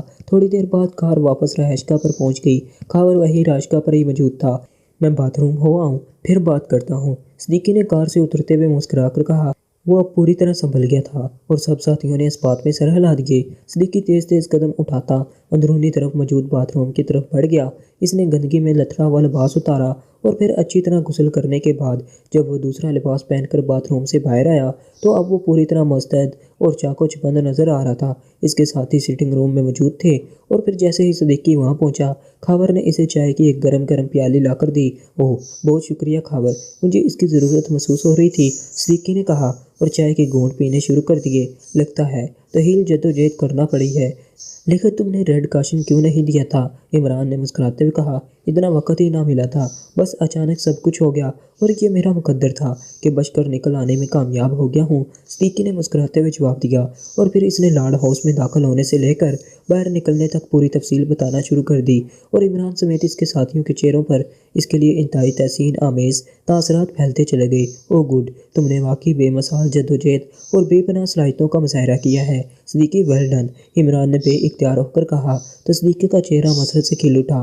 कम अज़ कम अब तो आप मुझे किसी मिशन पर भेजते हुए ये तो ना कहेंगे कि ख्याल रखना, लोग बड़े होशियार होते हैं और तुम भोले भाले से बच्चे हो, सदीकी ने मुस्कुराते हुए कहा। और सब साथी इसके इस अंदाज पर बेहद हंस पड़े। बल्कि अब तो मुझे ये कहना पड़ेगा कि लोगों को ख्याल रखना, बेचारे बड़े भोले भाले होते हैं, इमरान ने हंसते हुए जवाब दिया। और एक बार फिर सिटिंग रूम कहकों से गूंज उठा। लेकिन इमरान साहब, सदीकी ने जो तफसील बताई है इसमें एक बात मेरी समझ में ना आई कि जब तक वो लाड़ हलाक नहीं हुआ कुछ नहीं हुआ, लेकिन फिर ये सब कैसे होता चला गया और हुआ भी ऑटोमेटिक अंदाज में। अगर इन्हें किसी तरह मालूम हो गया था कि पॉल विल्सन गलत आदमी है तो होना तो ये चाहिए था कि जैसे ही ये बाहर आता इसे पकड़ लिया जाता, ये गोलियों से उड़ा दिया जाता। इसकी बजाय इसके कमरे के दरवाज़ों पर फौलादी शीटें, बेपनाह फायरिंग और फिर गुसल खाने में फायरिंग और फिर लोगों का अंदर आना। ये सब कुछ अजीब सा लग रहा है, खावर ने कहा। हाँ बज़ाहिर अजीब सा लगता है, लेकिन मेरे अंदाजे के मुताबिक ये सब कुछ ज़रूरत से ज़्यादा साइंसी इंतज़ामात पर इन्हिसार की वजह से हुआ है। जिस कमरे में लाड़ था ये निज़ाम वहाँ भी मौजूद था, लेकिन सदीकी ने इसे ऑफ कर दिया था। अब ये मुझे नहीं मालूम कि लाड़ के मरते ही ये ऑटोमेटिक सिस्टम क्यों ऑन हुआ, हो सकता है इसकी कोई दूसरी वजह हो। बहरहाल वहाँ क्लंक ऑटोमेटिक मशीन सिस्टम नस्ब था जो ऑन हो गया और ये इस कदर तेज़, सख्त और मुकम्मल निज़ाम होता है कि इससे किसी का बच निकलना नामुमकिनात में समझा जाता है। ये तो सदीकी की बेपनाह सलाहियत, इसकी जहानत और इसकी तेज़ी से फैसला करने वाली चपलत की वजह से सदीकी ने इस मुमकिन मौत से अपने आप को न सिर्फ बचा लिया है बल्कि हिम्मत और जुर्रत से मुकाबला करते हुए वो बाहर निकल आने में भी कामयाब हो गया है। वरना आम आदमी तो क्या, ऐसे तरबियत याफ्ता आदमी के लिए भी इस कलंक सिस्टम से बच निकलना तकरीबन नामुमकिन समझा जाता है, इमरान ने वजाहत करते हुए कहा। और सब साथियों के चेहरों पर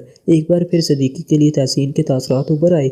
इमरान की वजाहत के बाद इन्हें अब सही तौर पर इस बात का एहसास हुआ था कि सदीकी ने वाकई कितना बड़ा मार्का मारा है। गुड सदीकी, तुमने वाकई पाकशिया सिगरेट सर्विस की लाज रख ली है, चौहान ने बेइख्तियार होकर कहा। और सदीकी बेइख्तियार मुस्कुरा दिया। सदीकी ने लाड़ से जो कुछ मालूम किया है इसके बाद अब ये बात तो बहरहाल तय हो गई है कि ये फैक्ट्रियाँ कार्स्टन जजीरे में हैं और डॉन जॉन वहाँ का इंचार्ज है।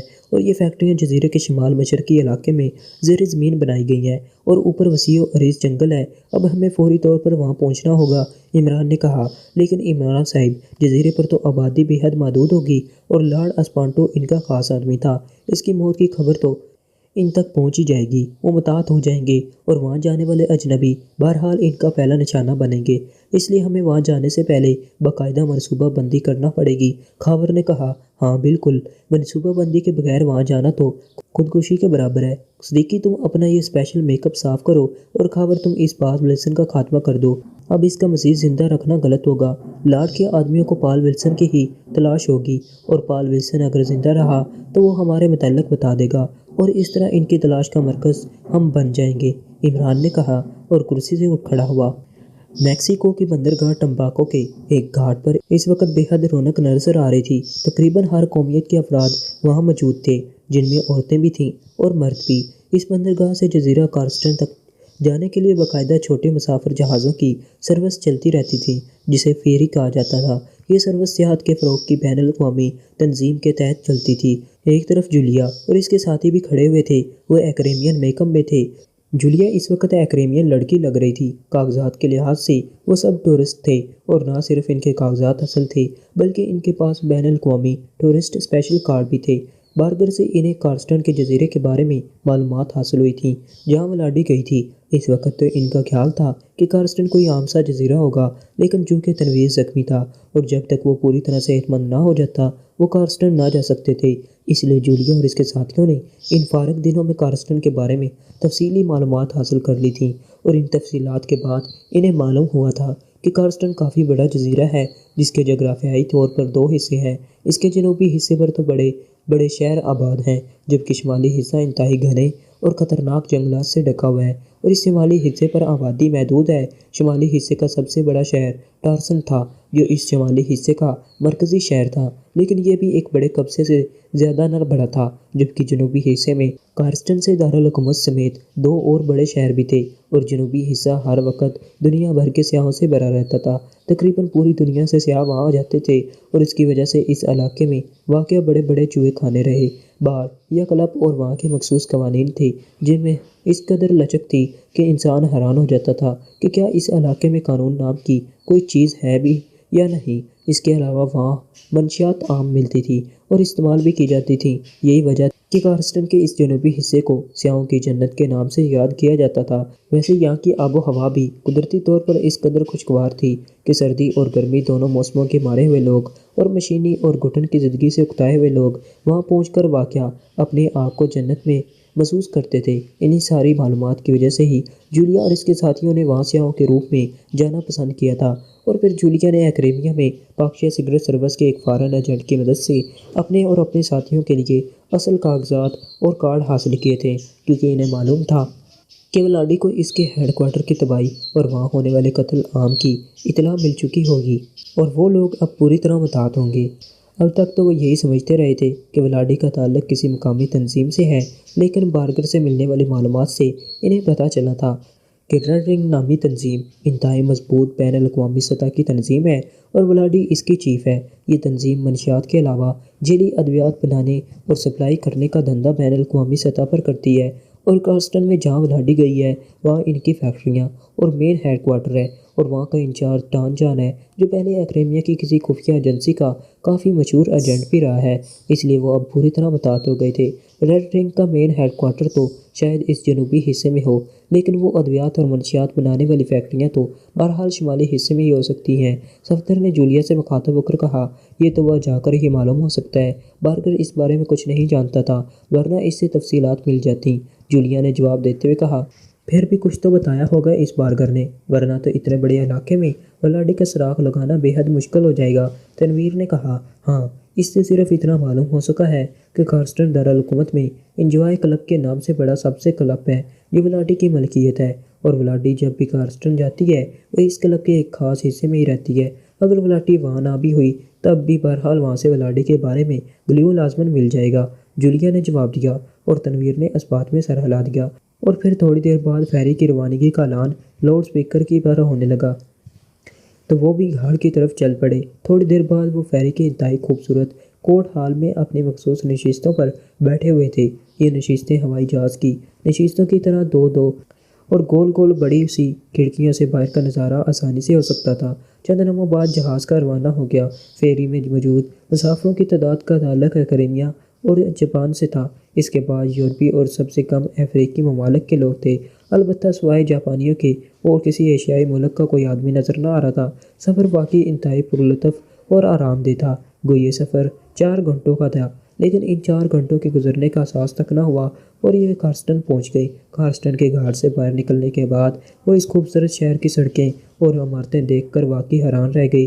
انہیں اندازہ بھی نہ تھا کہ اس جزیرے پر واقع شہر اس قدر خوبصورت، حسین اور دلکش ہو سکتا ہے، پہلے کسی ہوٹل کا رخ کیا جائے۔ جولیا نے اپنے ساتھیوں کی طرف دیکھتے ہوئے کہا، کیا ضرورت ہے وقت ضائع کرنے کی؟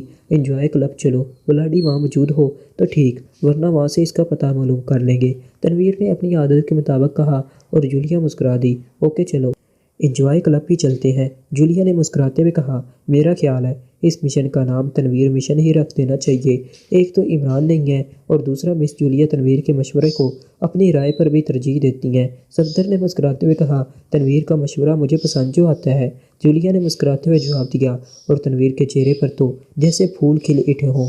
میرا مشورہ درست جو ہوتا ہے، تنویر نے مسرت بھرے لہجے میں، اور صفدر اور جولیا دونوں بے اختیار کھلکھلا کر ہنس پڑے، جبکہ کیپٹن شکیل صرف مسکرا دیا۔ ٹیکسی نے انہیں کچھ ہی دیر میں انجوائے کلب کی خوبصورت عمارت کے سامنے پہنچا دیا اور وہ اطمینان سے قدم بڑھاتے مین گیٹ کی طرف بڑھ گئے۔ میرا خیال ہے یہاں ولاڈی کے متعلق مینیجر سے ہی بات کرنا ہوگی، تنویر نے کہا۔ نہیں، ہمیں اس طرح براہ راست پوچھ گچھ نہیں کرنی، ورنہ ہمارا ابھی بھی وہی حال ہو سکتا ہے جو ٹارچن ہوٹل میں ہوا تھا، جولیا نے جواب دیا۔ تو پھر؟ تنویر نے اس طرح حیران ہو کر کہا جیسے اسے سمجھ نہ آ رہی ہو کہ اس کا کوئی دوسرا طریقہ بھی ہو سکتا ہے، کسی بھی ویٹر سے بات چیت ہو سکتی ہے، صفدر نے جواب دیا، اور تنویر نے بے اختیار ہونٹ پھینچ لیے، اور پھر وہ جیسے ہی کلب کے مین ہال میں داخل ہوئے، ان سب کے ہونٹ بے اختیار پھینچ گئے۔ چلو ابھی واپس چلو، جولیا نے انتہائی کسیلے لہجے میں کہا، اور اس کے ساتھ ہی وہ بجلی کی تیزی سے واپس موڑی اور شیشے کا گیٹ کھولتے ہوئے اس قدر تیزی سے باہر نکل گئی جیسے مزید ایک لمحہ بھی وہ اندر ٹھہر گئی تو ہال کی چھت اس کے سر پر آ گرے گی۔ تنویر، صفدر اور کیپٹن شکیل بھی مڑے اور گیٹ سے باہر آ گئے۔ چونکہ آنے جانے والے کی تعداد کافی تھی، اس لیے کسی نے ان کے اس طرح داخل ہونے اور فوراً واپس ہو جانے کی پرواہ نہ کی تھی۔ جولیا کی جو حالت ہوئی تھی اس کی وجہ سے بھی وہ سب سمجھ گئے تھے۔ حال میں نہ صرف شراب اور منشیات کا استعمال انتہائی کثرت سے اور کھلے عام ہو رہا تھا، بلکہ وہاں کھلے عام اخلاق باختی کے ایسے مظاہرے بھی جاری تھے کہ جنہیں کوئی بھی شریف آدمی ایک لمحہ بھی برداشت نہ کر سکتا تھا، اور جولیا تو پھر بھی خاتون تھی۔ یہ سب تو ناقابل برداشت ہے۔ جولیا نے جو برآمدے کی سائڈ میں کھڑی تھی، صفدر اور دوسرے ساتھیوں کے گرین آنے پر انتہائی نفرت بھرے لہجے میں کہا، واقعی یہ سب کچھ ناقابل برداشت ہے۔ اخلاقی باختی بھی کی کوئی حد ہوتی ہے، اور یہاں تو ہر حد کراس کی جا رہی ہے۔ تنویر نے جواب دیتے ہوئے کہا، سنا تو ضرور تھا کہ یہاں اخلاق نام کی کوئی چیز نہیں ہوتی، لیکن یہ تو تصور تک میں نہ تھا کہ لوگ اس حد تک بھی گر سکتے ہیں۔ صفدر نے جواب دیتے ہوئے کہا، اسپیشل روم چاہیے۔ اچانک ایک نوجوان نے ان کے قریب آتے ہوئے کہا، اس کے جسم پر یونیفارم تھی اور سینے پر کلب کا پیچ بھی لگا ہوا تھا۔ مینیجر کا دفتر کہاں ہے؟ یکلخت تنویر نے اس سے مخاطب ہو کر کہا، آپ نے مینیجر سے ملنا ہے کہ کوئی خاص کام ہے؟ ویسے انہیں ملنے کی ضرورت نہیں ہے، آپ حکم فرمائیں، ہمارے کلب میں آپ کی ہر خواہش پوری کی جا سکتی ہے۔ اسپیشل روم، اسپیشل پارٹنرز، اسپیشل شراب، اسپیشل منشیات، جو بھی آپ چاہیں، نوجوان نے مسکراتے ہوئے کہا۔ ہمیں دراصل کلب کی مالکہ سے ملنا ہے، ایک بزنس ٹاک کے بارے میں۔ اس بار جولیا نے کہا، مالکہ سے؟ آپ کا مطلب میڈم ولاڈی سے؟ مگر وہ تو ایکریمیا میں رہتی ہیں، کبھی کبھار ہی یہاں آتی ہیں، نوجوان نے جواب دیتے ہوئے کہا، لیکن ہمیں بتایا گیا ہے کہ وہ آج کل یہاں آئی ہوئی ہیں، صفدر نے کہا، اور اس کے ساتھ ہی اس نے جیب سے ایک بڑی مالیت کا نوٹ نکال کر خاموشی سے نوجوان کی طرف بڑھا دیا۔ او شکریہ۔ نوجوان نے جلدی سے نوٹ لے کر اسے اپنی یونیفارم کی بڑی سی جیب میں منتقل کرتے ہوئے کہا، ہمیں ہر صورت میں میڈم ولاڈی تک پہنچنا ہے۔ صفدر نے کہا، یہاں تو وہ بہرحال نہیں ہے، اگر وہ ہوتی تو مجھے معلوم ہوتا، کیونکہ پھر میری ڈیوٹی اسپیشل رومز کی بجائے اسپیشل ہاؤس پر ہوتی، لیکن ہو سکتا ہے کہ وہ اپنے فارسٹ ہاؤس میں ہوں، کبھی کبھی وہ وہاں بھی رہتی ہیں، اگر آپ مزید کچھ رقم خرچ کر سکیں تو حتمی معلومات مل سکتی ہیں۔ نوجوان نے جواب دیا، کیسے؟ صفدر نے پوچھا۔ اسپیشل ہاؤس کی انچارج میری معلومات حاصل کر سکتی ہے، لیکن وہ انتہائی لالچی عورت ہے، کم از کم اس جیسے 10 نوٹ لے کر ہی وہ آمادہ ہوگی۔ نوجوان نے کہا، ٹھیک ہے، ہمیں اس سے ملوا دو، اس جیسا ایک اور نوٹ بھی تمہیں مل جائے گا۔ صفدر نے کہا، او آئیے میرے ساتھ، نوجوان نے مسرت بھرے لہجے میں کہا اور تیزی سے دائیں طرف کو مڑ گیا۔ جولیا اور اس کے ساتھی اس کے پیچھے چل پڑی اور پھر طویل فاصلہ طے کر کے وہ عقبی طرف ایک سائڈ پر بنے ہوئے خوبصورت حصے کی طرف آ گئی جو باقاعدہ ایک کوٹھی کی شکل میں تعمیر شدہ تھا۔ گیٹ کے باہر البتہ ایک مسلح محافظ موجود تھا جو حیرت سے اس نوجوان اور اس کے ساتھ آنے والی جولیا اور اس کے ساتھیوں کو دیکھ رہا تھا۔ کیا بات ہے ریگن، ادھر کیوں آ رہے ہو، اور یہ کون ہے؟ مسلح محافظ نے حیرت بھرے لہجے میں نوجوان سے مخاطب ہو کر کہا، میری کے خاص مہمان ہیں۔ ریگن نے جواب دیا، او اچھا، مگر؟ محافظ نے مسکراتے ہوئے کہا، اسے بھی کچھ انعام دے دیجیے، یہ بھی میری کا خاص آدمی ہے۔ نوجوان جس کا نام ریگن تھا مڑ کر صفدر کی طرف دیکھتے ہوئے کہا، اور صفدر نے سر ہلاتے ہوئے جیب سے ایک نسبتاً کم مالیت کا نوٹ نکال کر محافظ کے ہاتھ پر رکھ دیا۔ ٹھیک ہے، شکریہ، میں نے آپ کو دیکھا تک نہیں، محافظ نے مسکراتے ہوئے کہا اور ریگن ہنس پڑا۔ آئیے، ریگن نے چھوٹا گیٹ کھول کر اندر داخل ہوتے ہوئے کہا، اور چند لمحوں بعد وہ عمارت کے برآمدے تک پہنچ گئی۔ وہاں ایک لڑکی جس نے برائے نام لباس پہنا ہوا تھا کھڑی تھی۔ صفدر اور اس کے ساتھیوں کو دیکھ کر اس کی آنکھوں میں چمک سی ابھر آئی تھی۔ پارٹنر کی ضرورت تو ہوگی۔ لڑکی نے جلدی سے برآمدے کی سیڑھیاں اتر کر ان کی طرف بڑھتے ہوئے بڑے بے وقارانہ لہجے میں کہا، فی الحال تو یہ میری کے مہمان ہیں۔ کہاں ہے میری؟ ریگن نے مسکراتے ہوئے کہا، وہ اپنے کمرے میں ہے، لڑکی نے برا سا منہ بناتے ہوئے کہا اور تیزی سے دوسری طرف کو مڑ گئی۔ اور چند لمحوں بعد ریگن انہیں ایک بڑے دفتر نما کمرے میں لے آیا جہاں ایک عورت ایک میز کے پیچھے بیٹھی ہوئی تھی۔ یہ میری ہے، اور میری یہ بڑے سخی لوگ ہیں۔ اب مجھے اجازت دیں، میں نے اسپیشل رومز جانا ہے۔ ریگن نے اندر داخل ہو کر میز کے پیچھے بیٹھی ہوئی عورت سے مخاطب ہو کر کہا اور پھر صفدر سے مخاطب ہو گیا تھا۔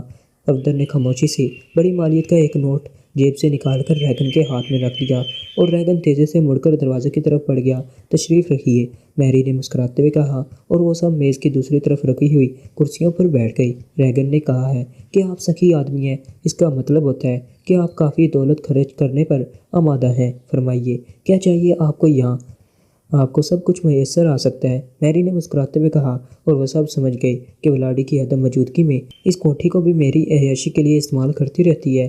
میڈم ولاڈی سے ملنا ہے، صفدر نے سنجیدہ لہجے میں کہا۔ کیا کہہ رہے ہو میڈم سے؟ میری نے انتہائی حیرت بھرے لہجے میں کہا اور وہ ایک جھٹکے سے اٹھ کر کھڑی ہو گئی تھی۔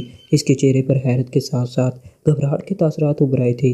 گھبرائیے نہیں، گھبرانے والی کوئی بات نہیں ہے، صفدر نے مسکراتے ہوئے جواب دیا۔ وہ میری کی گھبراہٹ کی وجہ اچھی طرح سمجھ رہا تھا، مگر میری نے واپس کرسی پر بیٹھتے ہوئے کہا، لیکن اس کے چہرے پر گھبراہٹ اور قدرے خوف کے تاثرات نمایاں تھے۔ ہم ایکریمیا سے آئے ہیں، میڈم ولاڈی سے ہمیں ایک ضروری بزنس ٹاک کرنا ہے۔ وہاں سے پتہ چلا کہ وہ کارسٹن گئی ہوئی ہیں، چارٹر جہاز کے ذریعے وہ یہاں آئی ہیں اور یہاں وہ جب آتی ہیں تو انجوائے کلب میں ہی رہتی ہیں، چنانچہ ہم یہاں آ گئے۔ مگر ریگن نے بتایا ہے کہ وہ یہاں نہیں ہے، البتہ وہ فارسٹ ہاؤس میں رہ سکتی ہیں، اور ریگن نے بتایا ہے کہ آپ ان کے بارے میں حتمی طور پر معلوم کر سکتی ہیں۔ صفدر نے جیب سے بڑی مالیت کے 2 نوٹ نکال کر ہاتھ میز پر رکھتے ہوئے اطمینان بھرے لہجے میں کہا، تو میری کے گھبرائے ہوئے چہرے پر اطمینان کے تاثرات پھیلتے چلے گئے۔ او گڈ گاڈ، تو یہ بات ہے، میں سمجھی تھی کہ آپ کا تعلق شاید میڈم کے خاص دستے سے ہے، اور میڈم کو معلوم ہو گیا کہ ان کی عدم موجودگی میں یہاں کیسا ہوتا ہے تو وہ کم از کم مجھے تو گولیاں سے اڑا دیتی، اس لیے میں گھبرا رہی تھی۔ میری نے جلدی سے صفدر کے ہاتھ سے نوٹ چھینتے ہوئے کہا، آپ فکر نہ کریں، ہم میڈم سے کوئی ایسی بات نہ کریں گے، ہم نے تو ان سے ڈرگ بزنس کے سلسلے میں ضروری بات کرنی ہے اور بس۔ صفدر نے مسکراتے ہوئے کہا، چارٹر طیارے سے میڈم کے آنے کا مطلب ہے کہ وہ واقعی فارسٹ ہاؤس میں ہی ہوں گی۔ وہ چارٹر طیارے پر ہی آتی اور وہاں جانے کے لیے ہے کیونکہ وہاں عام فلائٹس نہیں جاتی۔ میری نے مسکراتے ہوئے کہا، یہ فارسٹ ہاؤس کہاں ہے؟ آپ ہمیں اس کی تفصیل بھی بتائیں اور ساتھ ہی یہ کنفرم کر کے بھی دیں کہ میڈم واقعی وہاں موجود ہیں یا نہیں۔ صفدر نے کہا، سوری مسٹر، ایسا کرنا منع ہے۔ البتہ میری نے منہ بناتے ہوئے کہا، دیکھیے مس میری، کھل کر بات کیجیے، ہم بزنس فیلڈ کے لوگ ہیں اس لیے کھل کر بات کرنا پسند کرتے ہیں۔ صفدر نے سنجیدہ لہجے میں کہا، $10,000 میں ان ساری معلومات کا سودا ہو سکتا ہے، ورنہ واقعی فارسٹ ہاؤس کے متعلق بتانا اور خاص طور پر وہاں سے کنفرمیشن منع ہے۔ میری نے آگے کی طرف جھکتے ہوئے کسی چالاک دکاندار کے سے لہجے میں کہا، اوکے، ہمیں سودا منظور ہے، صفدر نے کہا، اور جیب سے نوٹوں کی گٹھی نکال کر اس نے اس میں سے نوٹ گنے اور میری کی طرف بڑھا دیے۔ میری نے جلدی سے نوٹ چھینے اور پھر انہیں میز کی دراز میں رکھ کر اس نے میز پر پڑے ہوئے فون کا ریسیور اٹھایا اور نمبر پریس کرنے شروع کر دیے۔ انجوائے کلب کے اسپیشل ہاؤس سے میری بول رہی ہوں، میری نے دوسری طرف سے کچھ سننے کے بعد کہا، مجھے اطلاع ملی ہے کہ میڈم چارٹر طیارے سے کارسٹن آئی ہیں، کیا وہ یہاں ہیں؟ کہیں ان کا پروگرام سیٹی ہاؤس آنے کا تو نہیں؟ میری نے چند لمحے خاموش رہنے کے بعد کہا، او اچھا، پھر ٹھیک ہے، شکریہ۔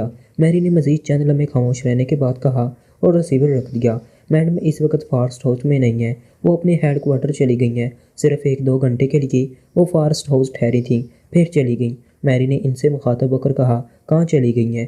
صفدر نے کہا، بتایا تو ہے، ہیڈ کوارٹر چلی گئی ہیں۔ میری نے کہا، یہ ہیڈ کوارٹر کہاں ہے؟ صفدر نے پوچھا، اس کا کسی کو بھی علم نہیں ہے، یہ انتہائی خفیہ ہے، میری نے جواب دیتے ہوئے کہا۔ اور یہ فارسٹ ہاؤس کہاں ہے؟ صفدر نے پوچھا۔ اب آپ پوچھ کر کیا کریں گے، اب تو وہاں مدام موجود نہیں ہے، میری نے منہ بناتے ہوئے کہا۔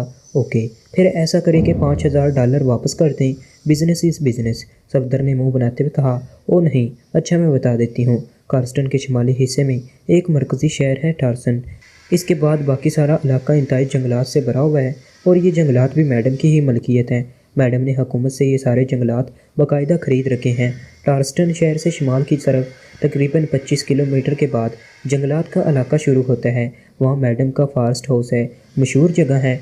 टार्स्टन के सब लोग इस बारे में जानते हैं। शुमाल की तरफ जाने वाली सड़क का इख्तिताम फॉरेस्ट हाउस पर ही होता है। लेकिन एक बात बता दूं कि फॉरेस्ट हाउस के अंदर तो एक तरफ वहाँ तक भी किसी अजनबी को जाने की इजाज़त नहीं है। वहाँ कोई भोला भनका अजनबी चला भी जाए तो वहाँ के खुनख्वार मुहाफ़िज़ इसे देखते ही गोली मार देते हैं और फिर इसकी लाश भी गायब कर दी जाती है। मैरी ने कहा, आपने वहाँ किससे बात की थी? सफदर ने पूछा। फॉरेस्ट हाउस का इंचार्ज है मैकन, इससे पूछा था। वो अक्सर यहाँ आता रहता है, इसलिए इससे अच्छी खासी वाकफियत है। वैसे वो भी जानता है कि मैं मैडम के इस स्पेशल हाउस की इंचार्ज हूँ। मैरी ने जवाब दिया। क्या वो आपकी बात मान लेगा और हमें कम अज़ कम इस फॉरेस्ट हाउस की सैर करा देगा? सफदर ने पूछा। ओ नहीं, ऐसा तो होना ही नामुमकिन है। सिर्फ मैडम वलाडी ही किसी अजनबी को वहाँ दाखिल होने की इजाज़त दे सकती हैं। मैरी ने कहा, फॉरेस्ट हाउस में रहने वाले तो टार्स्टन आते जाते रहते होंगे। जूलिया ने कहा, ज़ाहिर है। मैरी ने कहा, ओके, फिर तो हमारा यहाँ आना ही फजूल साबित हुआ। अब हमें वापस एक्रेमिया जाना होगा। क्या कोई ऐसा तरीका है कि पल मशाफा ना सही मैडम से फ़ोन पर ही बात हो सके? सफदर ने उठकर खड़े होते हुए कहा, सॉरी, मुझे इस बारे में कोई इल्म नहीं है कि क्या हेड क्वार्टर में फ़ोन भी है या नहीं। मैरी ने भी कुर्सी से उठते हुए कहा, ओके, गुड बाय। सफदर ने कहा और वापस मुड़ गया। वैसे अब आप यहाँ आ गए हैं तो इस इलाके को एंजॉय भी करें। अगर आप चाहें तो यहाँ स्पेशल हाउस में भी ठहर सकते हैं। यहाँ आपकी हर ख्वाहिश पूरी हो सकती है। मैरी ने कहा, नहीं, हम इस बार तो बिज़नेस के सिलसिले में आए हैं, फिर कभी सही। सफदर ने कहा और दरवाजे की तरफ मुड़ गया। बाकी साथियों ने भी इसकी पैरवी की और चंद लम्हों बाद वह स्पेशल हाउस से बाहर आ चुके थे। अरे क्या हुआ? क्या बात नहीं बनी? मुहाफ़िज़ ने इन्हें इतनी जल्दी वापस आते देखकर हैरत भरे लहजे में कहा। नहीं, सफदर ने जवाब दिया और खामोशी से आगे बढ़ गया। अब क्या प्रोग्राम है? तनवीर ने कहा। प्रोग्राम क्या होना है? हमने अब इस फॉरेस्ट हाउस पहुंचना है। मुझे यकीन है कि ये हेड क्वार्टर इन्हीं जंगलात के अंदर होगा और इसका रास्ता इस फॉरेस्ट हाउस से जाता होगा। सफदर ने जवाब देते हुए कहा, तो चलो फिर कोई त्यारा चार्टर करा लेते हैं, इस तरह हम जल्दी पहुंच जाएंगे। तनवीर ने कहा और सब ने इसकी तजवीज़ की तायद कर दी और फिर तकरीबन 1 घंटे बाद और एक छोटे से त्यारे में बैठे टार्स्टन शहर की तरफ, जो कि एक जनूबी हिस्सा का मरकज़ी शहर था, उड़े चले जा रहे थे। कार्स्टन जजीरे के इन दोनों हिस्सों के दरमियान एक पतली सी समुद्री पट्टी थी। इस तरह ये दोनों अलग अलग जजीरे थे, लेकिन इन्हें एक ही जजीरा समझा जाता था क्योंकि दोनों जजीरे सदियों से एक ही हुकूमत के तहत चले आ रहे थे। अलबत्ता दोनों हिस्सों को शुमाली और जनूबी हिस्सा कहा जाता था। चार्टर त्यारे ने सिर्फ 20 मिनट की प्रवास के बाद इन्हें टार्स्टन के छोटे और कदरे गैर आबाद एयरपोर्ट पर उतार दिया और वो सब इत्मीनान से चलते हुए एयरपोर्ट से बाहर आ गए। यहाँ हमें बराह रास्त फॉरेस्ट हाउस जाने के बजाय पहले किसी होटल में ठहर जाना चाहिए, क्योंकि ज़ाहिर है कि किसी टैक्सी में तो इस फॉरेस्ट हाउस नहीं जाया जा सकता। सफदर ने कहा, ठीक है। जूलिया ने कहा और वो सब टैक्सी स्टैंड में खड़ी हुई टैक्सियों की तरफ बढ़ गए, जो तादाद में काफ़ी कम थीं। किसी अच्छे से होटल में ले चलो, हम सियाह हैं। सफदर ने एक टैक्सी ड्राइवर से कहा। यस सर, बैठिए। टैक्सी ड्राइवर ने जवाब दिया और वो सब टैक्सी में सवार हो गए। ड्राइवर ने टैक्सी आगे बढ़ा दी। शहर कुछ बड़ा भी न था और वहाँ वो जनूबी हिस्से वाली रौनक भी न थी। यूँ लगता था जैसे वो अचानक किसी बहुत बड़े शहर से किसी देहाती कस्बे में आ गई हों। हैरत अंगेज़ फ़र्क है दोनों हिस्सों के दरमियान। जूलिया ने कहा, यस मैडम, इतना फ़र्क है कि आप हैरान रह जाएंगी। टैक्सी ड्राइवर ने मुस्कुराते हुए कहा और उसके साथ ही इसने कार मोड़ी और एक स्याह रंग की बड़ी सी इमारत के गेट में दाखिल कर दी। क्या क्या मतलब, ये कौन सी जगह है? जूलिया और दूसरे साथियों ने हैरान होकर कहा, तमाम अजनबियों को यहाँ अपने कागजात चेक कराने पड़ते हैं जनाब, यहाँ ये कानून है। टैक्सी ड्राइवर ने कार से उतरते हुए कहा। उसी में 4-5 मशीन गन्नों से मसला अफराद भी इनकी टैक्सी के गिर्द फैल गए, लेकिन उन्होंने इन्हें कुछ नहीं कहा। आओ पहले चेकिंग करा ही लें, सफदर ने कहा और वो सब नीचे उतर आए। क्योंकि इनके पास असल कागजात थे इसलिए वह सब पूरी तरह मुतमईन थे। वो सामने कमरा है जनाब, आप सब उधर जाकर चेकिंग करा लें, मैं आपका इंतज़ार करूँगा। टैक्सी ड्राइवर ने एक तरफ बड़े से कमरे के दरवाजे की तरफ इशारा करते हुए कहा, जिसके सामने भी 2 मसला आदमी खड़े थे और जूलिया और इसके साथी इस कमरे की तरफ बढ़ गए। कमरे के अंदर एक मेज़ के पीछे 2 आदमी बैठे हुए थे। आप एक्रेमिया से आए हैं? एक आदमी ने इन्हें अंदर आता देखकर खड़े होते हुए कहा। हाँ, क्यों? सफदर ने हैरान होकर कहा। تو پھر ادھر اسپیشل روم میں آ جائیے، آپ تو ہمارے معزز مہمان ہیں، اس آدمی نے مسکراتے ہوئے کہا اور سائیڈ میں موجود دروازے کی طرف بڑھ گیا۔ صفدر اور اس کے ساتھی جب اس کمرے میں داخل ہوئے تو وہ واقعی اسپیشل روم تھا۔ اس میں بڑے قیمتی صوفے رکھے ہوئے تھے۔ تشریف رکھیے اور کاغذات مجھے دے دیجیے، اور ہاں، آپ کیا پینا پسند فرمائیں گے؟ اس آدمی نے مسکراتے ہوئے کہا، شکریہ، اب آپ ہمیں جلد از جلد فارغ کر دیں تو یہ آپ کی مہربانی ہوگی، صفدر نے کہا، اور ساتھ ہی کاغذات کا بیگ اس آدمی کی طرف بڑھا دیا۔ فکر نہ کریں، صرف چند منٹ لگیں گے، اس آدمی نے بیگ لے کر مسکراتے ہوئے کہا اور تیزی سے واپس دروازے کی طرف بڑھ گیا۔ دروازے کی دوسری طرف جا کر اس نے دروازہ بند کر دیا اور دوسرے لمحے سرر سرر کی تیز آوازوں کے ساتھ ہی یکلگت سفید رنگ کی گیس انتہائی تیز رفتاری سے پورے کمرے میں پھیلتی چلی گئی، اور جب تک وہ سنبھلتے ان کے ذہن اس قدر تیزی سے بند ہو گئے جیسے کیمرے کا شٹر بند ہوتا ہے۔ صرف پلک جھپکنے میں ان کے ذہنوں پر تاریکی کے پردے سے پڑ گئے تھے۔ لانچ انتہائی تیز رفتاری کے ساتھ کھلے سمندر میں دوڑتی ہوئی اور نظر آنے والے ایک چھوٹے سے جزیرے کی طرف بڑھی چلی جا رہی تھی۔ جزیرہ اس وقت ایک سبز رنگ کا دھبا سا نظر آ رہا تھا۔ لانچ پر عمران، چوہان، نعمانی، صدیقی اور خاور کے ساتھ موجود تھا۔ لانچ کے اسٹیئرنگ پر عمران خود تھا، جبکہ باقی ساتھی لانچ میں بیٹھے ہوئے ادھر ادھر دیکھ رہے تھے۔ ان سب کے چہروں پر ایکادیمین میک اپ تھا۔ نراق سے وہ ایک چارٹر طیارے کے ذریعے میکسیکو پہنچے تھے اور وہ وہاں سے ایک مال بردار جوہری جہاز میں سوار ہو کر کارسٹن کی طرف روانہ ہوئے تھے۔ مال بردار جہاز کارسٹن ہی جا رہا تھا، لیکن عمران نے اس جہاز کے کیپٹن کو بھاری رقم دے کر یہ بندوبست کر لیا تھا کہ وہ انہیں ایک تیز رفتار لانچ سمیت کھلے سمندر میں ایک ایسی جگہ اتار دے گا جہاں سے وہ جزیرے کے جنوبی حصے کے اس علاقے میں لانچ کے ذریعے پہنچ سکی جو جنگلوں سے ڈھکا ہوا تھا اور جس کا مرکزی شہر ٹارسٹن تھا۔ وہ اس کے لیے مال بردار جہاز کو ایک لمبا چکر کاٹ کر جانا پڑتا تھا، لیکن بھاری رقم کے لالچ میں جہاز کا کیپٹن آمادہ ہو گیا۔ عمران نے میکسیکو سے ہی اسلحہ اور جدید طرز کے غوطہ خوری کے لباس خرید لیے تھے اور ایک لانچ بھی، اور پھر کیپٹن نے اپنے معاہدے کے مطابق انہیں کھلے سمندر میں اتار دیا تھا اور خود وہ تیزی سے کارسٹن کی طرف مڑ کر چلا گیا تھا۔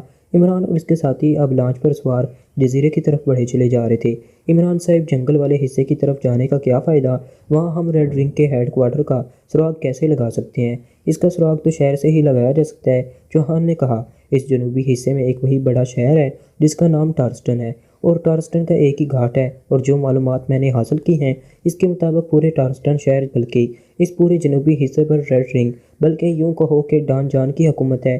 جیسے ہی ہماری لانچ گھاٹ پر پہنچے گی وہاں ہمارا استقبال اور زیادہ دھوم دھڑکے سے بھی ہو سکتا ہے، اس لیے ہم ٹارسٹن شہر کے قریب جنگل میں پہنچ کر وہاں لانچ چھوڑ دیں گے اور غوطہ خوری کے لباس پہن کر ساحل کے ساتھ ساتھ سمندر میں سفر کرتے ہوئے بجائے گھاٹ کے کسی ویران ساحل پر پہنچ جائیں گے۔ اس طرح فوری طور پر کسی چیکنگ سے بچا جا سکتا ہے، عمران نے مسکراتے ہوئے کہا، اور چوہان سمیت سب ساتھیوں نے اس بات میں سر ہلا دیے۔ آپ کا مطلب ہے کہ گھاٹ والوں کو لانچ کا پتہ نہ چلے؟ صدیقی نے کہا، ہاں، ورنہ وہ فوراً کھوج لگانا شروع کر دیں گے کہ یہ لانچ کس کی ہے، اس پر کون آیا ہے۔ عمران نے جواب دیا، ابھی بھی وہ دور سے چیک تو کر سکتے ہیں۔ خاور نے کہا، نہیں، ہم عقبی طرف سے جا رہے ہیں، اس طرف صرف جنگل ہے، عمران نے کہا، اور سب نے سر ہلا دیے۔ جزیرہ آہستہ آہستہ بڑا ہوتا چلا جا رہا تھا اور اس پر موجود گھنا جنگل اب واضح طور پر نظر آنے لگ گیا تھا، اور پھر جب وہ ساحل پر پہنچے تو واقعی جزیرے پر ہر طرف انتہائی گھنا جنگل پھیلا ہوا تھا، اور یہ جنگل خاموش نہ تھا بلکہ اس میں پرندوں چرندوں کی آوازوں کے ساتھ ساتھ درندوں کی خوفناک دہاڑیں بھی سنائی دے رہی تھیں۔ غوطہ خوری کے لباس پہن لو، اسلحہ وغیرہ واٹر پروف تھیلوں میں اچھی طرح بند کرنے کے بعد اس لانچ کو کسی کھاڑی میں اس طرح بک کر دو کہ کسی بھی ضرورت کے وقت مل سکے۔ عمران نے لانچ کا انجن بند کرتے ہوئے اپنے ساتھیوں سے کہا، اور ان سب نے اس کی ہدایات پر عمل شروع کر دیا، اور تھوڑی دیر بعد وہ سب اپنی پشت پر پانی کے اندر تیرتے ہوئے کنارے کے ساتھ ساتھ آگے بڑھے چلے جا رہے تھے۔ جب وہ تھک جاتے تو ساحل پر چڑھ کر سانس لیتے اور پھر پانی میں اتر جاتے۔ پھر تقریباً 2 گھنٹے اسی طرح پانی میں تیرنے کے بعد انہیں دور سے شہر کے آثار نظر آنے لگ گئے، اور جنگل بھی اب اس قدر گھنا نہ رہا تھا۔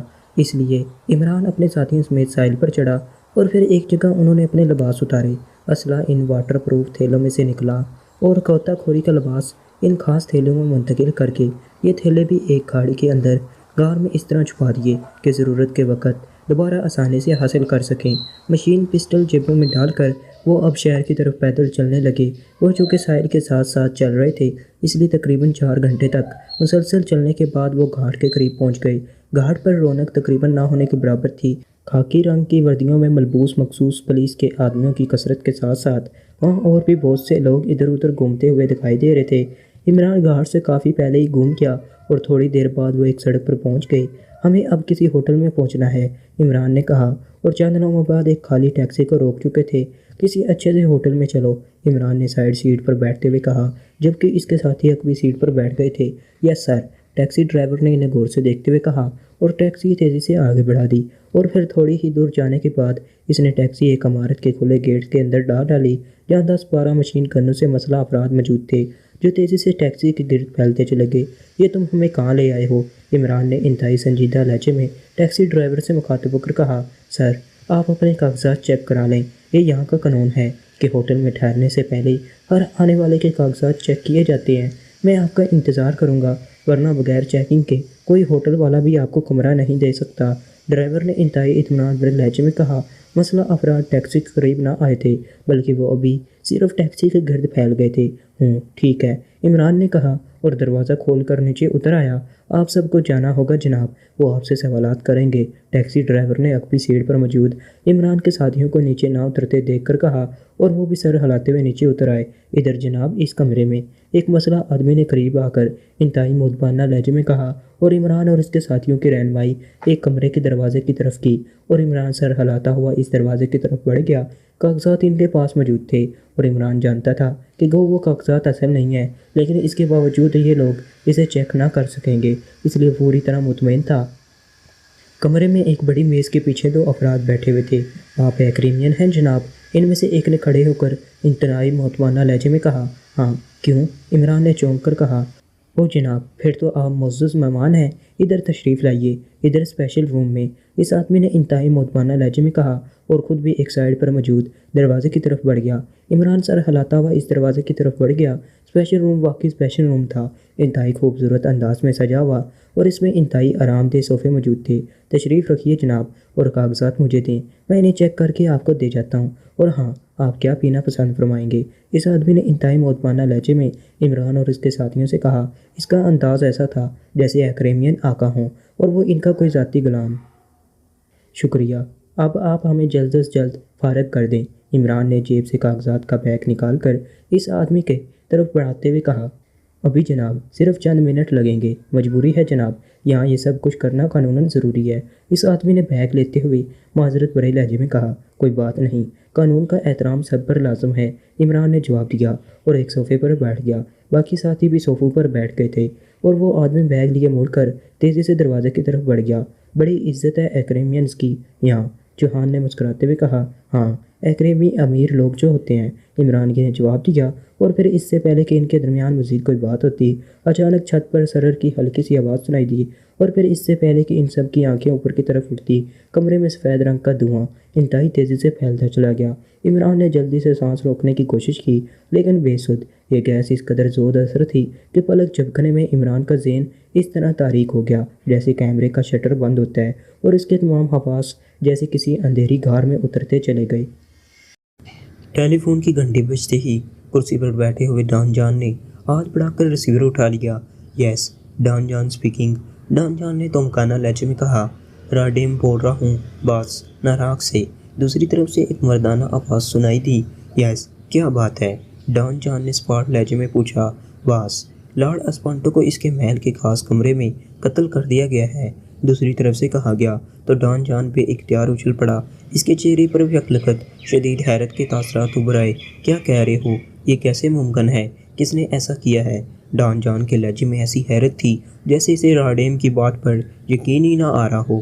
باس، بظاہر تو یہ کارروائی پیوی ڈرگس کے مارکیٹنگ مینیجر پال ولسن کی ہے، لیکن جس انداز میں وہ فرار ہوا ہے اس سے ظاہر ہوتا ہے کہ وہ اصل پال ولسن نہیں ہو سکتا۔ یہ کارروائی کسی تربیت یافتہ آدمی کی ہے، دوسری طرف سے کہا گیا۔ کیا مطلب؟ میں سمجھا نہیں، پوری تفصیل بتاؤ، ڈان جان نے انتہائی کرخت لہجے میں کہا۔ تو راڈم نے پوری تفصیل بتا دی۔ تم نے کیسے اندازہ لگایا کہ لارڈ کو قتل کرنے والا پال ولسن نہیں ہو سکتا؟ ممکن ہے وہ کسی گروہ کا اعلیٰ کار بن کر آیا ہو، ڈان جان نے سخت لہجے میں کہا۔ باس، پال ولسن کی پوری زندگی میرے سامنے ہے، وہ ایک عام سا کاروباری آدمی ہے، اس کا کبھی کوئی تعلق جرائم کی دنیا سے یا زیر زمین دنیا سے نہیں رہا۔ ایسے آدمی کا اسپیشل روم کے اسپیشل سسٹم کو آف کر دینا، لارڈ کو کرسی سے باندھنا، اور پھر ایسا خنجر اس طرح مارنا کہ خنجر ٹھیک لارڈ کے دل میں اتر جائے، اس کے بعد غسل خانے کے فرش سے रस्सी बांध कर नीचे गैस में भरे हुए गटर में उतरना और इंतहाई सख्त तरीन गैस से गुजर कर सही सलामत आहिनी सीढ़ी चढ़कर ऊपर जाना, गटर के बाहरी ताने को लैदा करना और फिर अकबी दरवाजे से निकलकर गायब हो जाना। जबकि अकबी बाग में 4 मसला अफराद भी मौजूद हों, एक आम कारोबारी आदमी का काम ही नहीं हो सकता। ये काम यकीनी तौर पर किसी इंतहाई मंजे हुए इंतहाई तरबियत याफ्ता एजेंट का ही हो सकता है। इसलिए मुझे यकीन है कि वो 4 अफराद जो इस कोठी में रहायश वजीर थे, उन्होंने पॉल विल्सन को अगवा किया और फिर इसका कुछ इस तरह मेकअप किया कि चेकिंग सिस्टम राहदारी में ऑन लाने के बावजूद ना इसका मेकअप चेक कर सका और ना इसके पास किसी मशीन की चेकिंग हो सकी और ना असले की। वो लॉर्ड साहब को ख़त्म करके गटर के रास्ते निकला और वापस उसी कोठी में पहुंच गया। हो सकता है कि इसके साथी भाड़ रहे हों और वो इसे ले गए हों, क्योंकि इतनी देर गैस से तर गटर में रहने के बाद यकीनी तौर पर इतने मजबूत आदमी का असाबी तवाज़ुन भी दुरुस्त नहीं रह सकता। इन सारी बातों से मैंने अंदाज़ा लगाया है कि लॉर्ड का कातिल बहरहाल पॉल विल्सन नहीं हो सकता, राडेम ने कहा।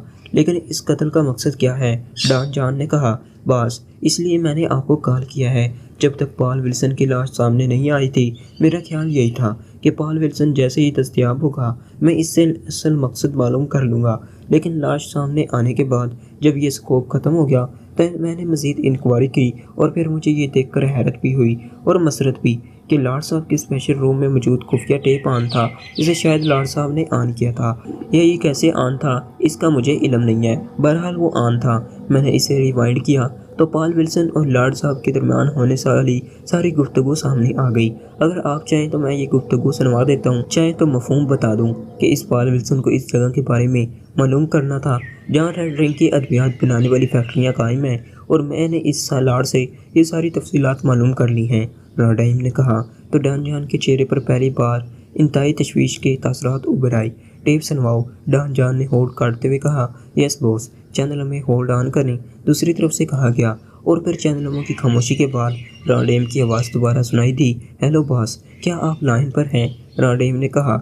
यस, डॉन जॉन ने जवाब दिया। तो टेप सुन लें, राडेम ने कहा। और फिर एक भारी सी आवाज़ गूंजी और फिर डॉन जॉन बड़ी तवज्जो से टेप को सुनने लग गया। और जब टेप ख़त्म हो गई तो डॉन जॉन ने बेइख्तियार एक तवील सांस लिया। हेलो बॉस, आपने टेप सुन लिया है?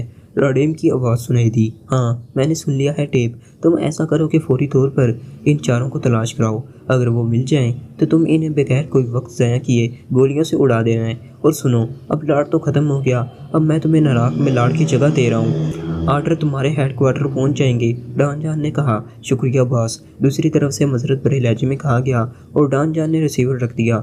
इसका मतलब है ये कोई दूसरा ग्रुप है, डॉन जॉन ने बड़बड़ाते हुए कहा और कुर्सी से उठकर वो कमरे के दरवाजे की तरफ बढ़ गया। और फिर मुख्तलिफ राहदारियों से गुजरने के बाद वो एक कमरे के दरवाजे के सामने जाकर रुक गया।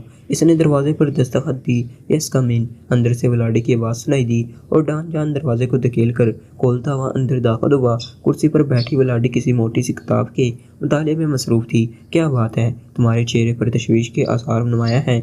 वलाडी ने तशवीश भरे लहजे में कहा। मैं ये बताने आया था मैडम कि आपकी तलाश 2 ग्रुप कर रहे हैं, डॉन जॉन ने एक कुर्सी पर बैठते हुए कहा। 2 ग्रुप? क्या मतलब? वलाडी ने बुरी तरह चौंकते हुए कहा और डॉन जॉन ने राडेम की कॉल की तफसीलात बता दी। लेकिन इससे तो पता चलता है कि वो अद्वियात की फैक्ट्रियाँ तलाश कर रहे हैं और उन्होंने मेरा तो नाम ही नहीं लिया। और फिर वो एग्रीमियंस हैं, जबकि पहला ग्रुप एशियाई अफराद का है। वलाडी ने इंतहाई हैरत भरे लहजे में कहा। आपकी बात दुरुस्त है, लेकिन मेरी छठी हिस्स कह रही है कि ये लोग भी एशियाई होंगे, एग्रीमियंस नहीं हो सकते, क्योंकि हुकूमत की तरफ से अगर ये तलाश की जाती तो इसका अंदाज़ और होता। और वैसे किसी मकामी आदमी या ग्रुप को इस बात की ज़रूरत नहीं है कि वो लाड़ का सुराग लगाएं और फिर पॉल विल्सन के रूप में अपना आदमी भेजकर इससे हेडक्वार्टर के बारे में तफसीलात मालूम करें, डॉन जॉन ने कहा। तुम्हारी बात दुरुस्त भी होगी, लेकिन मेरा इस दूसरे ग्रुप से क्या ताल्लुक? तुमने मेरे मतलब क्यों बात की है? वलाडी ने कदरे तल्ख लहजे में कहा। मैडम, मेरे ज़हन ने इस सारी सूरत हाल का जो तजिया किया है, इसके मुताबिक एक ग्रुप को वलंगटन भेजा गया है ताकि वो आपको ट्रेस करके आपसे वो रिसर्च फाइल हासिल कर सके, ताकि आइंदा के लिए कोई ग्रुप रेड पिल्स तैयार न कर सके। और दूसरा ग्रुप नाराग गया है ताकि वहाँ से रेड रिंग की फैक्ट्रियों का पता चलाया जाए जहाँ रेड पिल्स तैयार होती हैं, ताकि इन फैक्ट्रियों को तबाह कर दिया जाए। इस तरह रेड पिल्स की तैयारी हमेशा के लिए मसदूद हो जाएगी। चूँकि आप लंगटन में रहती हैं, इसलिए पहला ग्रुप वहाँ गया है और रेड रिंग का अद्वियात वाले धंधे का मेन मरकज़ राक है। اس لیے دوسرا گروپ ناراض کیا ہے اور اب یہ دونوں گروپ یہاں اپنے اپنے طور پر پہنچیں گے۔ ڈان جان نے کہا، او ویری بیڈ، یہ تو بہت بڑا چکر شروع ہو گیا ہے۔ میرے تو تصور میں بھی نہ تھا کہ اس پروفیسر ہربرٹ کو فون کرنا اس قدر مہنگا پڑ جائے گا۔ ولاڈی نے ہونٹ کھینچتے ہوئے کہا، آپ فکر نہ کریں، یہاں ٹارسٹن اور اس جنوبی حصے میں اس وقت انتہائی سائنٹیفک انداز میں کام ہو رہا ہے۔ یہاں کسی طرف سے بھی آنے والے اجنبی کے نہ صرف کاغذات چیک کیے جاتے ہیں بلکہ انتہائی جدید ترین میک اپ واشر سے ان کے میک اپ بھی چیک کیے جاتے ہیں، اور ایسا ہر آدمی کے ساتھ ہو رہا ہے، اس لیے وہ لوگ کسی طرح بھی نہ بچ سکیں گے، ڈان جان نے کہا۔ اور پھر اس سے پہلے کہ ولاڈی کوئی جواب دیتی، اچانک میز پر رکھے ہوئے فون کی گھنٹی بج اٹھی اور ولاڈی نے ہاتھ بڑھا کر ریسیور اٹھا لیا۔ یس، ولاڈی اسپیکنگ، ولاڈی نے تیز لہجے میں کہا۔ باس، ڈان جان تو یہاں نہیں ہے میڈم، دوسری طرف سے مردانہ آواز سنائی دی۔ ہاں ہے، ولاڈی نے کہا اور ریسیور ڈان جان کی طرف بڑھا دیا۔ تمہاری کال ہے، ولاڈی نے کہا اور فون سیٹ کے نیچے لگا ہوا لاؤڈر کا بٹن آن کر دیا۔ ہیلو، ڈان جان بول رہا ہوں، ڈان جان نے تیز لہجے میں کہا۔ باس، فارسٹ ہاؤس سے آپ کے لیے کال ہے، دوسری طرف سے کہا گیا اور ڈان جان چونک پڑا۔ ہیلو مینگمن بول رہا ہوں فارسٹ ہاؤس سے، چند لمحوں بعد ایک بھاری سی آواز سنائی دی۔ یس، ڈان جان بول رہا ہوں، ڈان جان نے تیز لہجے میں کہا۔ باس، پوائنٹ نمبر 11 سے ایک سوئس نژاد عورت اور 3 ایشیائی مردوں کو فارسٹ ہاؤس بھجوایا گیا ہے۔ اب کیا کرنا ہے ان کا، دوسری طرف سے کہا گیا۔ تو ڈان جان بھی اختیار اچھل پڑا اور ولاڈی کے چہرے پر بھی یکلخت مسرت کے تاثرات ابھر آئے۔ کب بھیجا گیا ہے انہیں، ڈان جان نے حلق کے بال چیختے ہوئے کہا۔ ابھی آدھا گھنٹہ پہلے نمبر 11 کا چیف الیگزینڈر انہیں چھوڑ گیا ہے۔ ان کے پاس ایکریمیا کے اصل کاغذات ہیں اور بین الاقوامی سیاحت کے اصل کارڈ بھی، لیکن میک اپ واشر نے ان کے چہرے واش کر دیے ہیں۔ وہ لڑکی تو سوئس نژاد نکلی ہے جبکہ مرد ایشیائی۔ الیگزینڈر نے حکم کے مطابق فوری طور پر انہیں تحیل بے ہوشی کے انجیکشن لگائے اور پھر خود یہاں میرے پاس چھوڑ گیا ہے، میگمن نے تفصیل بتاتے ہوئے کہا۔ انہیں گولی مارو، فوراً، یہ وہی گروپ ہے، ولاڈی نے چیختے ہوئے کہا۔ انہیں بلیک روم میں رکھو، میں خود آ رہا ہوں، ڈان جان نے کہا اور ریسیور رکھ دیا۔ کیا مطلب، جب میں نے کہا ہے کہ انہیں گولیوں سے اڑا دو تو تم نے حکم کیوں نہیں دیا میگمن کو، ولاڈی نے انتہائی غصیلے لہجے میں کہا۔ میڈم، اگر اس دوسرے گروپ کے بارے میں معلومات ہم تک نہ پہنچی تو میں ایسا ہی حکم دیتا۔ یہ گروپ تو تمہارے قبضے میں آ ہی گیا ہے، لیکن دوسرے گروپ کے بارے میں مجھے خدشہ ہے کہ وہ شاید اس طرح ہاتھ نہ لگ سکے جس طرح یہ لگ گیا ہے، اس لیے مجھے ان سے ہی اس دوسرے گروپ کے بارے میں تفصیلی معلومات حاصل کرنی چاہیے، ڈان جان نے کہا۔ وہ کیوں نہیں پکڑے جا سکتے، ولاڈی نے حیرت بھرے لہجے میں کہا۔ میڈم، راڈیم نے جو تفصیل بتائی ہے اس میں ایک خاص پوائنٹ بھی ہے، وہ یہ کہ وہ آدمی پال ولسن کے میک اپ میں لارڈ سے ملنے گیا اور لارڈ سے ملنے سے پہلے وہ چیکنگ گیلری سے گزرا، وہاں انتہائی جدید ترین ریز میک اپ چیکنگ مشین بھی ہے، لیکن وہ مشین بھی اس آدمی کا میک اپ چیک نہیں کر سکی۔ اس کا مطلب ہے کہ ان کے پاس میک اپ کا کوئی ایسا فارمولہ ہے جسے چیک نہیں کیا جا سکتا، اور ممکن نے ابھی بتایا کہ اس پکڑے جانے والے گروپ کے پاس اصل کاغذات تھے۔ اس کا مطلب ہے کہ اس دوسرے گروپ کے پاس بھی اصل کاغذات ہوں گے، اور جب ان کے میک اپ بھی چیک نہ ہو سکیں گے اور کاغذات بھی اصل ہوں گے تو پھر انہیں کس طرح چیک کیا جائے گا، لا محالہ وہ ہماری چیکنگ سے بچ نکلیں گے۔ اس طرح ہیڈ کوارٹر کو ان سے خطرہ بدستور رہے گا، جبکہ یہ گروپ جیسا کہ میرا خیال ہے اس دوسرے گروپ کا ساتھی ہے، تو لازماً انہیں ان کے متعلق معلومات حاصل ہوں گی اور ہو سکتا ہے ان کا آپس میں رابطہ بھی ہو۔ اس طرح ان کی وجہ سے ہم دوسرے گروپ کو نہ صرف ٹریس کر لیں گے بلکہ انہیں بھی ختم کر سکتے ہیں، لیکن اگر ہم نے ان کا خاتمہ کر دیا تو پھر دوسرے گروپ کو ٹریس کرنے کا یہ موقع بھی ہاتھ سے نکل جائے گا، ڈان جان نے وضاحت کرتے ہوئے کہا۔ اوہ واقعی، تمہاری ضمانت کا جواب نہیں ہے، آئی ایم سوری، تم ان معاملات میں مجھ سے زیادہ ذہین ہو، ٹھیک ہے، اب آئندہ میں تمہارے کام میں کوئی مداخلت نہیں کروں گی، لیکن اگر تم اجازت دو تو میں تمہارے ساتھ فارسٹ ہاؤس چلی جاؤں، ولاڈی نے کہا۔ یہ آپ کیا کہہ رہی ہیں میڈم، آپ باس ہیں، ریڈ رنگ کی مالکہ ہیں، ڈان جان نے مسکراتے ہوئے کہا۔ میں صرف مالکہ ہوں، ریڈ رنگ کی تنظیم تمہاری وجہ سے چل رہی ہے، اور آج مجھے احساس ہو رہا ہے کہ اگر تم نہ ہوتے تو شاید یہ سب کچھ کب کا ختم ہو چکا ہوگا۔ یہ ٹھیک ہے کہ تم ریڈ رنگ کے منافع میں آدھے کے شریک ہو، لیکن تمہاری اہمیت بہرحال زیادہ ہے، ولاڈی نے کہا، تو ڈان جان پہ اختیار مسکرا دیا۔ شکریہ میڈم، آپ یہ الفاظ میرے لیے تمغے کی حیثیت رکھتے ہیں، اگر آپ ناراض نہ ہوں تو میں اس موقع سے فائدہ اٹھاتے ہوئے ایک گزارش کروں۔ डॉन जॉन ने कहा। ओ क्या बात है, खुल कर बात करो। ब्लाडी ने मुस्कुराते हुए कहा, मैडम मैं आपसे शादी करना चाहता हूँ। मैं आपका खामोश पुरस्कार रहूँगा और मैं हमेशा आपको खुश रखूँगा। डॉन जॉन ने नज़रें नीची करते हुए कहा। तो ब्लाडी के चेहरे पर एक लम्हे के लिए शदीद हैरत के तासरात उभरे, लेकिन दूसरे लम्हे हैरत की जगह मसरत ने ले ली। तुमने वाकई एक ऐसी बात कर दी है जिसका मेरे ज़हन में कभी तसव्वुर भी न था, और शायद आज से पहले तुम ये बात करते तो मेरा रद्द अमल कुछ और होता। लेकिन आज तुम्हारी बात सुनकर मुझे एहसास हुआ है कि तुम्हारे अंदर जहानत मुझसे ज़्यादा है और मैं जहानत को पसंद करती हूँ। इसलिए ठीक है, मैं तुम्हारी ये दरख्वास्त मंजूर करती हूँ। ब्लाडी ने मुस्कुराते हुए कहा। ओह बेहद शुक्रिया ब्लाडी, तुमने आज मुझे इंतहाई मसरत बख्श दी है। डॉन जॉन का लहजा यकलकत बेतकल्फाना हो गया। वो आपसे तुम पर उतर आया था। तुम्हारी मसरत बता रही है कि तुम वाकई मुझसे मोहब्बत करते हो। ओके, इन ग्रुप से फारग होने के बाद हम एक्रेमिया जाकर पूरी धूमधाम से शादी करेंगे। ब्लाडी ने अपना हाथ डॉन जॉन की तरफ बढ़ाते हुए मुस्कुराकर कहा, और डॉन जॉन ने जल्दी से ब्लाडी का हाथ अपने हाथ में थाम लिया। शुक्रिया। आओ अब देखो मैं किस तरह इस ग्रुप से दूसरे ग्रुप के बारे में मालूमात हासिल करता हूँ, डॉन जॉन ने कहा, और ब्लाडी ने इस बात में सिर हिला दिया और फिर वो दोनों तेज़ी से मुड़कर कमरे के बैरूनी दरवाजे की तरफ बढ़ गए। इमरान के ज़हन पर फैला हुआ तारीख पर्दा आहिस्ता आहिस्ता वापस सुरकना शुरू हुआ और इसके साथ ही इमरान के जहन में रोशनी उभरती चली गई। फिर इसकी आंखें एक झटके से खुलीं और चंद लम्हे तो वो गलाशूरी कफियत में मुब्तला रहा। फिर इसका शऊर जाग उठा और इसके साथ ही वो चौंक कर सीधा हो गया। दूसरे लम्हे वो इंतहाई हैरत भरे अंदाज में इधर उधर देखने लगा। वो इस कमरे में जिसे स्पेशल रूम कहा गया था उसी सोफे पर बैठा हुआ था। इसके साथी भी इसकी तरह सोफों पर मौजूद थे, लेकिन वो सब बेहोश थे। इनकी गर्दनें लटकी हुई थी। कमरे का अखलौता दरवाज़ा बदस्तूर बंद था। इमरान को चेहरे पर हल्की सी तपश का भी एहसास हो रहा था। इसने बेइख्तियार चेहरे पर हाथ फेरा। उसी लम्हे चौहान की कराह सुनाई दी और फिर चंद लम्हों बाद सदीकी और इसके बाद खाबर और नुमानी भी एक एक करके होश में आ गए। ये सब क्या है इमरान साहिब? सदीकी ने भी चेहरे पर हाथ फेरते हुए कहा। वो सब हैरत से इधर उधर देख रहे थे। वो मेरा नाम माइकल है, मिस्टर रॉबर्ट, इमरान ने सर्द लहजे में कहा। तो सदीकी बेइख्तियार चौंक पड़ा, लेकिन इससे पहले कि इनके दरमियान मज़ीद कोई बातचीत होती, अचानक कमरे का दरवाज़ा खुला और वही आदमी जो इन्हें यहाँ बिठाकर और इनके कागजात लेकर गया था मुस्कुराता हुआ अंदर दाखिल हुआ। इसके हाथ में वही बैग था जो इमरान ने इसे दिया था। ये लीजिए जनाब अपने कागजात, आपके कागजात ओके हैं, अब आप इत्मीनान से यहाँ रह सकते हैं, इस आदमी ने मुस्कुराते हुए कहा और बैग इमरान की तरफ बढ़ा दिया। कागजात के अलावा आपने क्या चेक किया है? इमरान ने बैग लेते हुए कहा। आपका मेकअप चेक किया गया है और आपका मेकअप भी ओके है, इस आदमी ने जवाब दिया। लेकिन मेकअप चेक करने के लिए क्या हमें बेहोश करना ज़रूरी था? इमरान का लहजा तल्ख था। हो तो आपको मालूम हो गया, हैरत है। हालांकि आज से पहले किसी को इसका एहसास नहीं हो सका।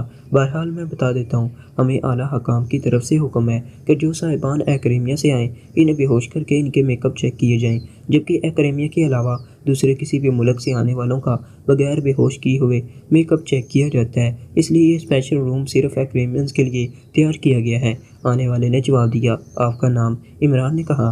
मेरा नाम मार्टिन है जनाब, इस आदमी ने जवाब दिया। अगर हम गलत लोग होते तो आप क्या करते? इमरान ने पूछा। करना क्या था जनाब? आला हकाम को इतला कर देते, फिर वो जैसा हुक्म देते तो हम बहरहाल हुक्म की तामील के पाबंद हैं, मार्टिन ने साफ जवाब देते हुए कहा। कब से ये सिलसिला शुरू किया गया है? इमरान ने पूछा। जी 3-4 रोज़ हुए हैं, मार्टिन ने जवाब दिया।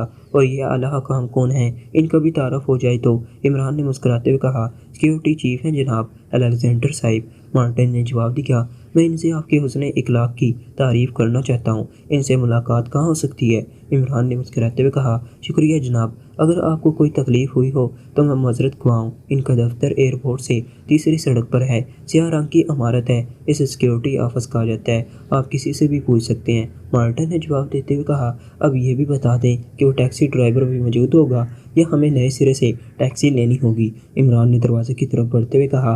नहीं, वो कानून के मुताबिक मौजूद है, मार्टिन ने जवाब दिया और इमरान ने इस बात में सर हिला दिया। और थोड़ी देर बाद जब वो इस कमरे से बाहर आए तो वाकई टैक्सी ड्राइवर मौजूद था। अलबत्ता वहाँ एक और टैक्सी उसी लम्हे आकर रुकी थी और इसमें से 3 एक्रेमियन औरतें निकल रही थीं। चलो भाई, अब किसी होटल ले चलो, इमरान ने दोबारा अपने वाली टैक्सी में बैठते हुए कहा। यस सर, टैक्सी ड्राइवर ने जवाब दिया और तेज़ी से इस टैक्सी को आगे बढ़ाकर इसने मोड़ काटा और फिर इस इमारत से बाहर ले आया। तुम्हें यहाँ इंतज़ार करना पड़ा, इमरान ने कहा। क्या किया जाए साहिब, कानून तो कानून है, हमें हुक्म दिया गया है کہ کوئی بھی اجنبی ہماری ٹیکسی میں بیٹھے ہم اسے چیکنگ کے لیے سب سے پہلے چیکنگ آفس لے آئیں، ورنہ نہ صرف ہمارا لائسنس کینسل ہو سکتا ہے بلکہ ہماری ٹیکسی بھی ضبط ہو سکتی ہے۔ ٹیکسی ڈرائیور نے جواب دیا۔ سیکیورٹی چیف الیگزینڈر کو جانتے ہو؟ عمران نے پوچھا۔ جی ہاں جناب، وہی تو یہاں کے اصل حاکم ہیں، ان کا حکم چلتا ہے ٹارسٹن میں۔ ٹیکسی ڈرائیور نے قدرے تلخ لہجے میں جواب دیا۔ ان کی رہائش گاہ کہاں ہے؟ عمران نے پوچھا۔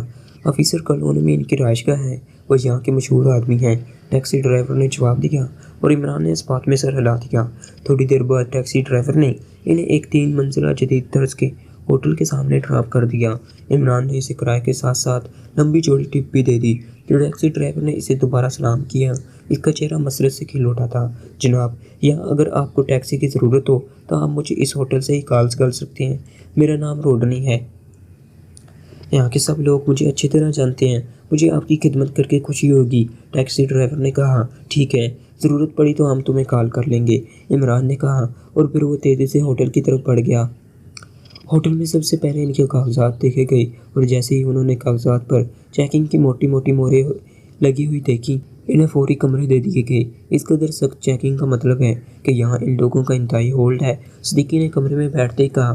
وہ سب عمران کے کمرے میں موجود تھے۔ اگر ہم نے اسپیشل میک اپ نہ کیا ہوتا تو اب تک ہم نہ جانے کہاں پہنچ چکے تھے، لیکن ایک فائدہ اس چیکنگ کا ضرور ہوا ہے کہ اس الیگزینڈر کی ٹپ مل گئی ہے۔ اب اس سے مزید معلومات مل سکتی ہیں۔ کھانا کھانے کے بعد میں اور چوہان اس کے انٹرویو کے لیے جائیں گے، عمران نے کہا، اور سب نے اس بات میں سر ہلا دیے۔ اور پھر کچھ دیر آرام کرنے کے بعد ان سب نے نیچے ڈائننگ ہال میں کھانا کھایا، اور اس کے بعد عمران باقی ساتھیوں کو آرام کرنے کا کہہ کر چوہان کو ساتھ لے کر ہوٹل سے باہر آ گیا۔ ہوٹل کے بک اسٹال سے عمران نے پہلے ہی ٹارسٹن کا تفصیلی نقشہ خرید لیا تھا، اور اس نقشے کے مطابق آفیسرز کالونی اس ہوٹل سے زیادہ فاصلے پر نہ تھی، اس لیے ہوٹل سے نکل کر وہ دونوں پیدل ہی آفیسرز کالونی کی طرف بڑھ گئے۔ اور پھر واقعی وہاں الیگزینڈر کی کوٹھی کا انہیں فوراً ہی علم ہو گیا۔ پھاٹک پر الیگزینڈر کا نام اور نیچے اس کا عہدہ بھی درج تھا۔ عہدے کے لحاظ سے وہ واقعی سیکیورٹی چیف تھا۔ عمران نے کال بیل کا بٹن دبا دیا۔ چند لمحوں بعد سائڈ پھاٹک کھلا اور ایک نوجوان باہر آ گیا۔ مسٹر الیگزینڈر سے کہیں کہ ناراک پولیس چیف مائیکل ان سے ملنے آیا ہے، عمران نے کہا۔ او یس سر، آئیے۔ ملازم نے ناراک پولیس چیف کا نام سنتے ہی چونک کر کہا اور تیزی سے پیچھے ہٹ گیا۔ عمران اور چوہان اندر داخل ہوئے۔ کوٹھی میں 4 مسلح افراد بھی موجود تھے جو باقاعدہ یونیفارم پہنے ہوئے تھے۔ ملازم نے انہیں برآمدے کے ساتھ واقعہ ڈرائنگ روم میں لا کر بٹھایا۔ میں صاحب کو اطلاع کرتا ہوں جناب، ملازم نے کہا اور واپس چلا گیا۔ اور پھر تقریباً 10 منٹ بعد دروازہ کھلا اور ایک ادھیڑ عمر لیکن مضبوط جسم کا آدمی اندر داخل ہوا۔ اس کے جسم پر 3 پیس سوٹ تھا اور چہرے پر پولیس والوں کی مخصوص کرکتی موجود تھی۔ میرا نام الیگزینڈر ہے اور میں سیکیورٹی چیف ہوں، آنے والے نے اندر داخل ہوتے ہی اپنا تعارف کراتے ہوئے کہا۔ مائیکل، ناراک پولیس چیف، عمران نے اٹھ کر کھڑے ہوتے ہوئے کہا۔ اوہ آپ، الیگزینڈر نے حیرت بھرے انداز میں کہا، اور بڑے پرجوش انداز میں اس نے عمران سے مصافحہ کیا۔ یہاں آپ کے چیکنگ انتظامات دیکھ کر میں بے حد حیران ہوا ہوں۔ ہمیں بھی چیک کیا گیا اور باقاعدہ بے ہوش کر کے میک اپ واش کیا گیا۔ اس بات نے مجھے مجبور کر دیا کہ آپ سے ملاقات کی جائے، عمران نے کہا۔ اوہ اچھا، آئی ایم سوری آپ کو اس تکلیف دہ مرحلے سے گزرنا پڑا۔ بہرحال آپ فرمائیں، کیا پینا پسند کریں گے؟ الیگزینڈر نے مسکراتے ہوئے کہا۔ شکریہ، ہم ابھی کھانا کھا کر اور پیک پلا کر آئے ہیں، کسی تکلف کی ضرورت نہیں۔ آپ کا آدمی مارٹن بے حد با اخلاق آدمی ہے، اس نے بتایا ہے کہ یہ سب کچھ آپ کے حکم سے ہو رہا ہے اور گزشتہ چند دنوں سے ہو رہا ہے۔ کیا میں اس کی وجہ پوچھ سکتا ہوں؟ عمران نے کہا۔ جی، کوئی خاص بات نہیں، ہمیں خفیہ اطلاعات ملی تھیں کہ ایک عورت اور 3 مرد، جن میں سے عورت سوئس نژاد ہے اور مرد ایشیائی نژاد ہیں، تقریب گاڑی کے لیے ٹارسٹن آ رہے ہیں۔ ان کی اسپیشل چیکنگ کی جائے۔ چنانچہ یہ چیکنگ شروع کی اور ہم نے انہیں پکڑ بھی لیا ہے، الیگزینڈر نے جواب دیا۔ تو عمران بے اختیار چونک پڑا۔ پکڑ لیا ہے؟ کب؟ عمران نے چونک کر پوچھا۔ 2 گھنٹے پہلے کی بات ہے، اور ان کے پکڑے جانے کے بعد چیکنگ بھی ختم کر دی گئی ہے۔ میں ابھی آفس سے واپس آیا ہوں۔ چیکنگ ختم کرنے کے احکامات دے کر الیگزینڈر نے جواب دیتے ہوئے کہا۔ او گڈ، ویسے آئیڈیا شاندار ہے، لیکن مسئلہ یہ ہے کہ یہاں تو یہ آئیڈیا کام دے سکتا ہے، ناراک میں نہیں۔ ویسے یہ لوگ اب جیل میں ہوں گے، میرا مطلب ہے وہ تقریب کار، عمران نے مسکراتے ہوئے کہا۔ جی ہاں، ظاہر ہے، الیگزینڈر نے جواب دیا، لیکن عمران اس کے چہرے پر ابھرنے والے تاثرات سے ہی سمجھ گیا کہ جواب صرف روٹین کا ہے۔ اوکے مسٹر الیگزینڈر، شکریہ، آپ کا کافی وقت لیا۔ اب اجازت دیجیے، آپ بھی ابھی آفس سے آئے ہیں، تھکے ہوئے ہوں گے، آپ کو آرام کی ضرورت ہے۔ عمران نے اٹھ کر کھڑے ہوتے ہوئے کہا، اوہو شکریہ، ویسے آپ سے ملاقات کر کے مجھے بہت مسرت ہوئی ہے۔ الیگزینڈر نے بھی اٹھ کر کھڑے ہوتے ہوئے کہا، لیکن دوسرے لمحے وہ بری طرح چیختا ہوا اچھل کر نیچے گرا۔ عمران کا بازو بجلی کی سی تیزی سے گھوما تھا، اور پھر جیسے ہی الیگزینڈر نیچے گرا، عمران کی لات بجلی کی سی تیزی سے حرکت میں آئی اور کنپیٹی پر بھرپور ضرب کھا کر الیگزینڈر چیخ بھی نہ سکا اور اس کا جسم ایک زوردار جھٹکا کھا کر ساخت ہو گیا۔ آؤ چوہان، اب باہر موجود سب افراد کا خاتمہ ضروری ہو گیا ہے، عمران نے کہا، اور جیب سے مشین پسٹل نکال کر وہ دروازے کی طرف بڑھ گیا۔ چوہان اس کے پیچھے تھا، اور پھر باہر نکلتے ہی ان دونوں کے مشین پسٹل پلک جھپکنے میں شعلے اگلنے لگے اور برآمدے میں موجود چاروں مسلح افراد چیختے ہوئے نیچے گرے اور بری طرح تڑپنے لگے۔ وہ دونوں بھاگ کر راہداری کی طرف بڑھے تو اسی لمحے وہی نوجوان جو انہیں یہاں لے کر آیا تھا دوڑتا ہوا برآمدے میں نمودار ہوا۔ دوسرے لمحے چوہان کے مشین پسٹل سے نکلنے والی گولی کھا کر وہ چیخ کر الٹ کر گرا اور تڑپنے لگا، اور تھوڑی دیر بعد وہ سارے کوٹھی میں گھوم گئے۔ دو اور ملازم موجود تھے، وہ دونوں بھی ختم ہو گئے۔ الیگزینڈر کے بچے وغیرہ موجود نہیں تھے، یا تو اس نے سرے سے شادی نہیں کی تھی یا پھر وہ کہیں گئے ہوئے تھے۔ اب تم باہر کا خیال رکھو گے، میں الیگزینڈر سے پوچھ گچھ کر لوں، عمران نے واپس ڈرائنگ روم کی طرف بڑھتے ہوئے کہا۔ یہ کوٹھی ایک طرف کر کے ہے، ورنہ اب تو فائرنگ کی آوازیں سن کر کوئی نہ کوئی آ جاتا، چوہان نے کہا۔ یہ سیکیورٹی چیف کی کوٹھی ہے، اس لیے یہاں کوئی نہیں آئے گا۔ انہیں یہی خیال ہوگا کہ سیکیورٹی چیف صاحب یا اس کے آدمی فائرنگ کر رہے ہوں گے، انہیں تو یہ تصور بھی نہیں ہو سکتا کہ یہ فائرنگ ان کے خلاف بھی ہو سکتی ہے، عمران نے کہا، اور دوسرے لمحے دوڑ کر وہ واپس ڈرائنگ روم میں پہنچ گیا۔ جب سے اسے الیگزینڈر نے بتایا تھا کہ ایک سوئس نژاد عورت اور 3 ایشیائی مرد پکڑے گئے ہیں، اس کا ذہن زلزلے کی زد میں تھا۔ یہ لامحالہ جولیا اور اس کے ساتھی تھے، اور ان کا یہاں پہنچنے کا مطلب تھا کہ ولاڈی بھی یہاں ہے، اور انہوں نے وہاں ولنگٹن میں باقاعدہ اپنی شناخت کرا دی تھی، اس لیے ریڈ رنگ کو ان کی اصلیت کا بھی علم تھا، اور انہیں یہ بھی معلوم تھا کہ یہ لوگ یہاں بھی پہنچیں گے، اور ظاہر ہے ان کے چہروں پر لامحالہ عام سا میک اپ ہوگا، اس لیے وہ چیک ہو گئے تھے۔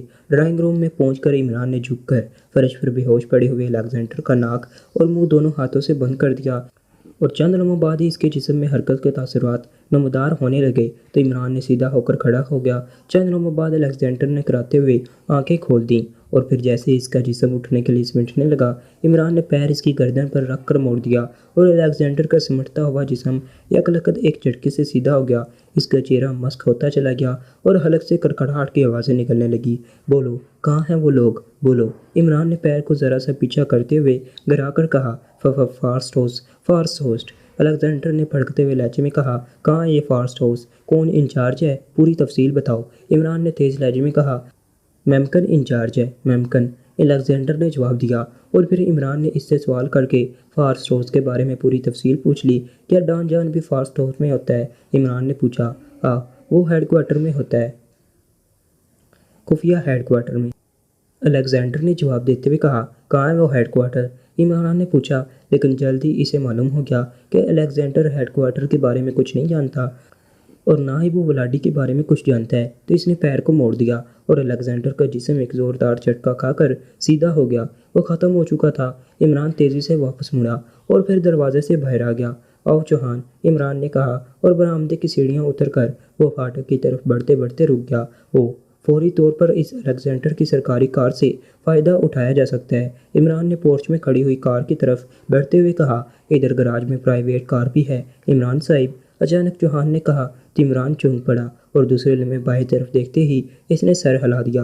ادھر واقعی کھلے گراج میں ایک سفید رنگ کی کار موجود تھی، جبکہ پورچ میں کھڑی ہوئی کار پر سیکیورٹی کے الفاظ واضح طور پر لکھے ہوئے تھے، اور اس پر فلیش لائٹس بھی موجود تھیں۔ چلو اسے باہر نکالو، جلدی کرو، عمران نے چوہان سے کہا، اور پھاٹک کی طرف بڑھ گیا۔ چوہان دوڑتا ہوا اس گراج کی طرف بڑھ گیا۔ چابیاں کار کے اندر ہی موجود تھیں، اور کار بھی فوراً ہی سٹارٹ ہو گئی، اس لیے چند لمحوں بعد وہ دونوں کار میں بیٹھے آفیسرز کالونی سے باہر آ گئے۔ عمران نے کار کا رخ اس ہوٹل کی طرف کر دیا۔ کار روک کر ساتھیوں کو بلا لاؤ، ہمیں فوری ریڈ کرنا ہوگا، عمران نے ہوٹل کے سامنے پہنچ کر کہا، اور چوہان سر ہلاتا ہوا کار سے اترا اور تیز تیز قدم اٹھاتا ہوٹل کی طرف بڑھ گیا، جبکہ عمران کھسک کر ڈرائیونگ سیٹ پر آ گیا۔ وہ اب بڑی بے چینی سے اپنے ساتھیوں کی آمد کا منتظر تھا۔ تو دوستو، اس کے ساتھ ہی اس ناول کا تیسرا سنسنی خیز حصہ یہیں ختم ہوتا ہے، لیکن دوستو ٹھہریے، کیا عمران جولیا اور اس کے ساتھیوں کو وقت پر بچا سکے گا یا نہیں، اور کیا وہ ولاڈی تک پہنچ سکیں گے؟ یہ سب کچھ جاننے کے لیے دیکھیے اس ناول کا چوتھا اور آخری حصہ صرف اردو صفحہ چینل پر۔ اس کے لیے چینل کو سبسکرائب کر لیں اور بیل کو ضرور پریس کر دیں۔ شکریہ اینڈ اللہ حافظ۔